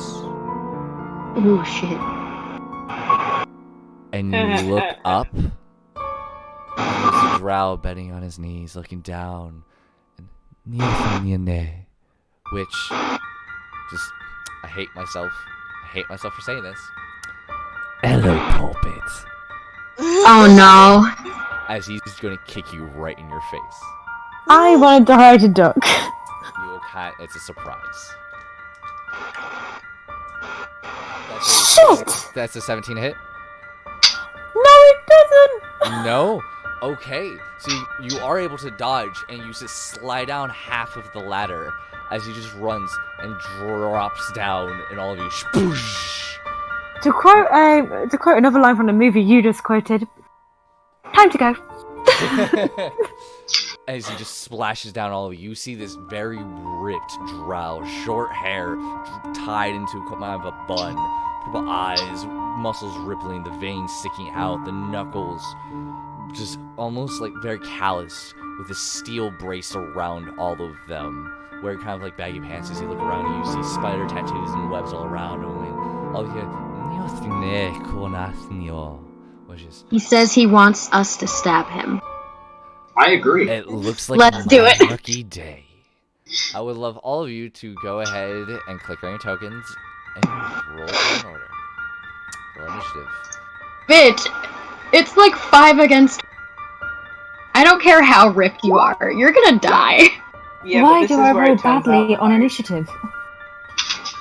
Ooh, that's a natural 19. Come at me, bitch. Alright, is everybody on there? Yeet. And now Miss Hart again. That's one person I did not forget.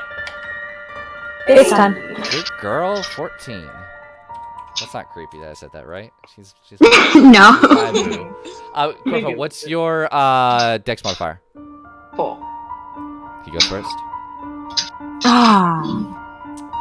5. As he stands there and looks around, you see him smiling. And his teeth are like pretty much half missing. Like he has some of them. A lot of them are fake. They're like silver teeth, and they kind of glow. He looks around at all of you.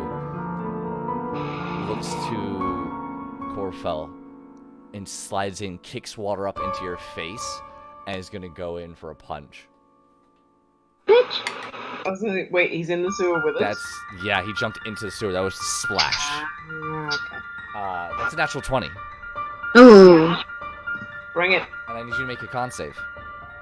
Yeah.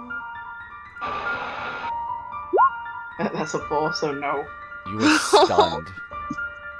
Oh, he's a monk. Go get the bitch. You take 15 points of bludgeoning damage. Yeah. As he just socks you and all your muscles freeze. He looks around, sees you, Maxwell. He's gonna sidestep and he's gonna punch you. Kill him. That's gonna be a You 17 got this hit. axe. That is my armor class. It hits. I need you to make a con save. 13. You are stunned. How much damage do I take? And you take 10. He's gonna look over to you guys, and he's gonna jump up, and he's gonna try to hammer fist you into your gut. Nervin. You can try. 26. Shield. Yeah, honey, even with the shield it would hit. No, can't tell me then. 10 bludgeoning damage. Oh, what a arse. Aspen. Natural fucking 20. I hate you. What level is this dude that he's getting 5 punches? That's 4. I'm sorry, but what?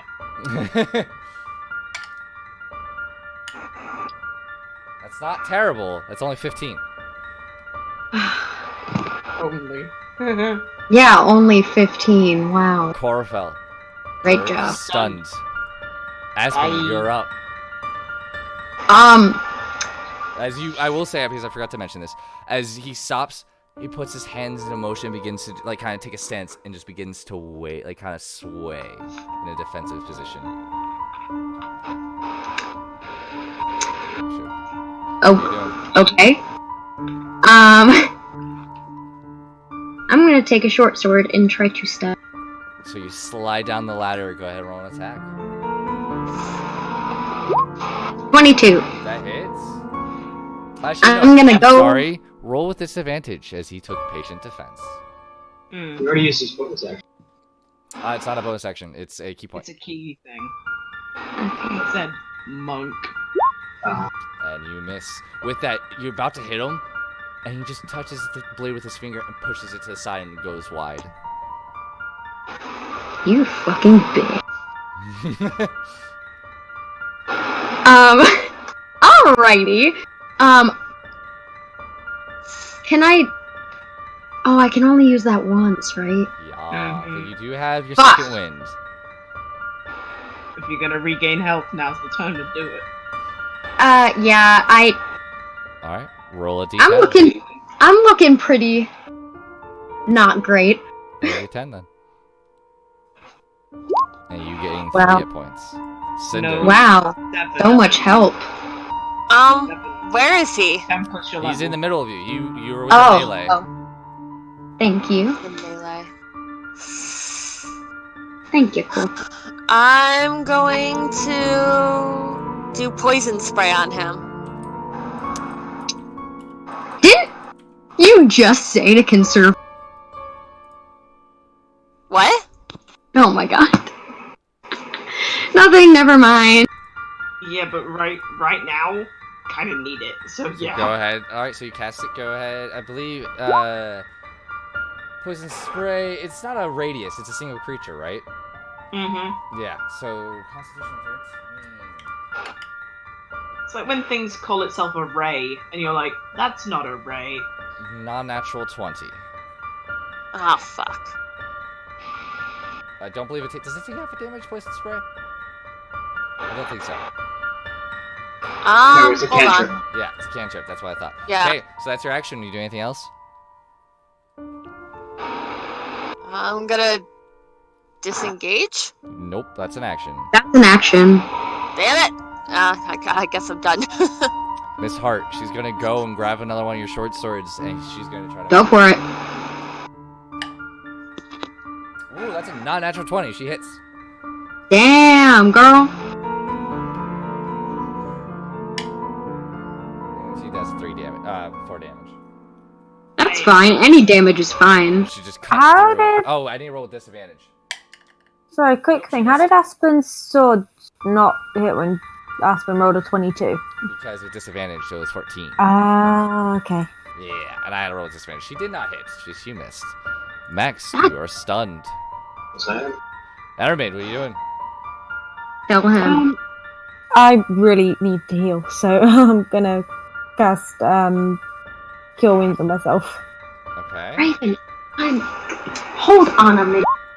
9 plus the Oh, no, 4. 3. Yeah, is it 4? Is it 2 plus level? 2 3, plus my levels, bad. that's 3. 2 plus the spells, that was a Yeah, 3. I so thought it's I 12. thought mixed with your level, but it doesn't. I forgot. And then I So action. can't do anything else because that was my action. So how far away is he from me? Next, he's about 5 feet away from you. So I can't like walk away without taking an attack of opportunity. So I'll stay where I am. And it's back to his turn as he kind of sways back and forth. And you just hear Nagagarathaya, which is you're all gonna die, as he just smiles. Elvish, Yes, it's Lord not of the today, Rings. bitch. Well, if you responded that way, yeah, he's gonna come at you. No, of course it is. I don't have any come for me than anybody else. So 25. yeah, that's gonna hit. Con save. 11. You're stunned. Of course I am. You take 11 points of bludgeoning damage. Okay. He's gonna look over to Miss Hart, and he's gonna go for a 1-2 on her. Don't touch her, you fucking whore. That's only an 11. He misses for the first one. Wow. Good. And You that's don't- a 10 for the second one. Holy shit, he's so pissed. He's gonna do his last attack on her. Fuck me. It still hits, but it's only a 14. Okay. And she needs to make a con save. Fails so bad. She takes 11 points of bludgeoning damage. Corfo, you're no longer stunned. Kill him! Ooh, okay. I am using my bonus action. I'm gonna hit him with my Slayer's Prey. Go for it. And then I'm gonna smack him with my short sword. Go ahead and roll an attack. There's no disadvantage because you did not do patient defense. Yeah, cause fuck you! My guy. Ah, That 22. hits. Ah, 13. so that is 13. Very nice. And you go and That you is slash, almost max damage. you slash him in the back, and you see him wince a little bit. He's like, "Yes, blood." A fucking masochist. Anything else? No. I'm gonna just do the kind of thing where you see in films where it's like twists the sword and like gets ready for the next shot. Aspen, you're stunned. Cinder, what do you do?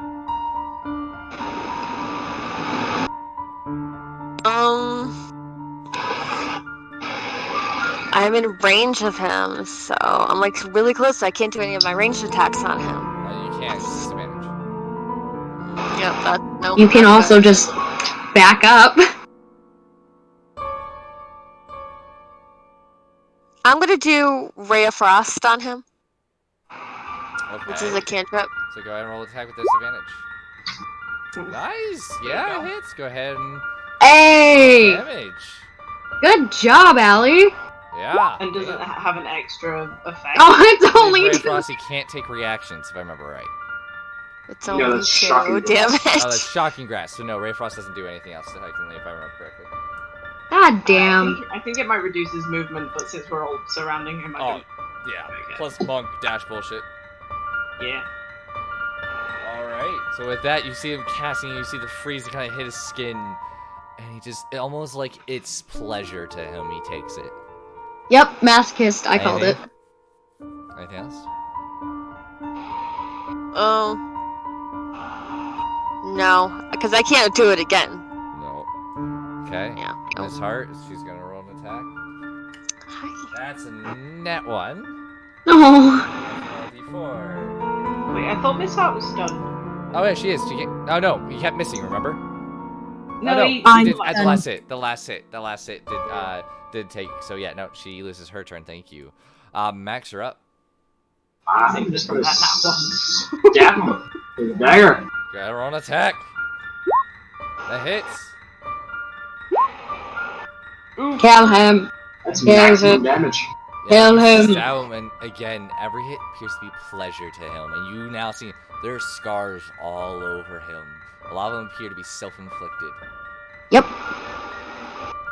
Anything else? No. Enemy. I'm stunned, remember? Oh yeah, that's right. All right, top of the turn order. He looks around and you see him just rubbing his hands. He looks at his arms that are bleeding, kind of goes down and he licks it. Ugh. This guy's giving me a roachy. And he's just enjoying it. And then all of a sudden, you see a dagger come from the manhole into his chest. Yay! Thank you. He kind of just starts swaying and looks down, and you just see this pulsing green energy. It just, all of a sudden, it begins to melt away his chest. Oh. Ooh. It was a poison dagger. Ass. That's his turn. He can't do anything. Hot bitch. But I will tell you how much damage you took. Give me 1 minute. Thank you, kind person. Not under. You took 30 points of damage. Damn. Oh, haven't you heard? Whoever saved us, we're now going to be in their debt. Go ahead and... Yeah, 20. that hits. That is another 13. How do you want to do this? Woo! Step Where over the- Yeah. Eddie. Dagger. No, I'm actually going to come up and kind of do the Assassin's Creed thing. Where it's like, I grab him by the neck and I whisper in his ear, I think you'll find you're the one dying, slit. Yeah. And with the smiling smile still on his face, his eyes roll back. Fucking weirdo. And as soon as that hits, in the water again, you see this figure jump into the water, cloaked, wearing a black, like obsidian cloak, a spider web design all around on its back. It stands up tall, 6 feet. Puts down the hood, and there's another trowel. Short hair that's shaved on one side, is all kind of pushed over to the left. The dark pink eyes still, tattoos on his face and his arms. As he looks over to you, Aspen, and says words that I have written down. De Lune. We. Can we translate that for Aspen? No, it's. I got it. You got what? De la. Oui. And he just nods, And I nod back. and he begins to climb up the ladder again, and kind of goes at the top. Yeah. Sorry. You'll follow. I'm so excited right now. Yes. Okay. Do you all begin to follow Aspen, who just begins to climb out with them? Yep. Sure. I loot the monk's you quick like okay, loot, they're getting away. Go ahead and roll that. You're leaving me!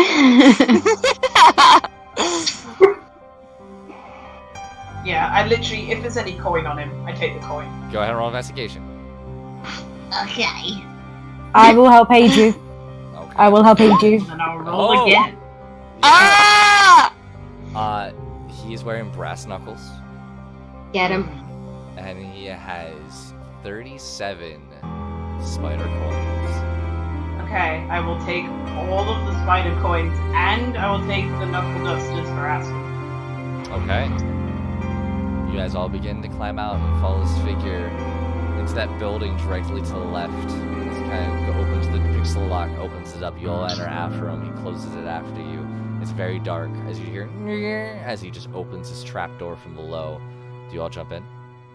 Yeah. Yeah, nope. You all go in, and he into it and closes it up top.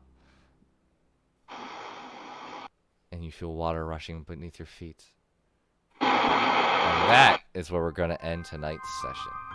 Hey! I'm so excited. Sorry. Before I forget, before we jump down the Yeah. thing, I gave Aspen the knuckle duster. Okay. All right, Go I'll- ahead and write in your inventory just brass knuckles until you take a look further. But Great. with that, everybody, thank you so much for joining us tonight. We went a little bit later than normal. I hope you enjoyed that. I thoroughly did. How'd you all enjoy that? Awesome. Thanks, everybody.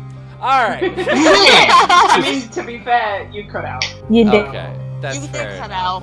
I said, how'd you all enjoy that, everybody? We were all just We silent. didn't hear anything. Yep. No, that's fair. That's fair. You guys wouldn't do anything if you heard me anyways. No, Thank you for watching tonight. See you next week at 6:45 Eastern Standard Time PM for another episode of Dungeons and Dragons, where hopefully we will have a name. I hope you enjoyed tonight. Say goodbye, everybody. Bye, everybody. Au revoir. Bye, everybody. Keep on smiling. Woo!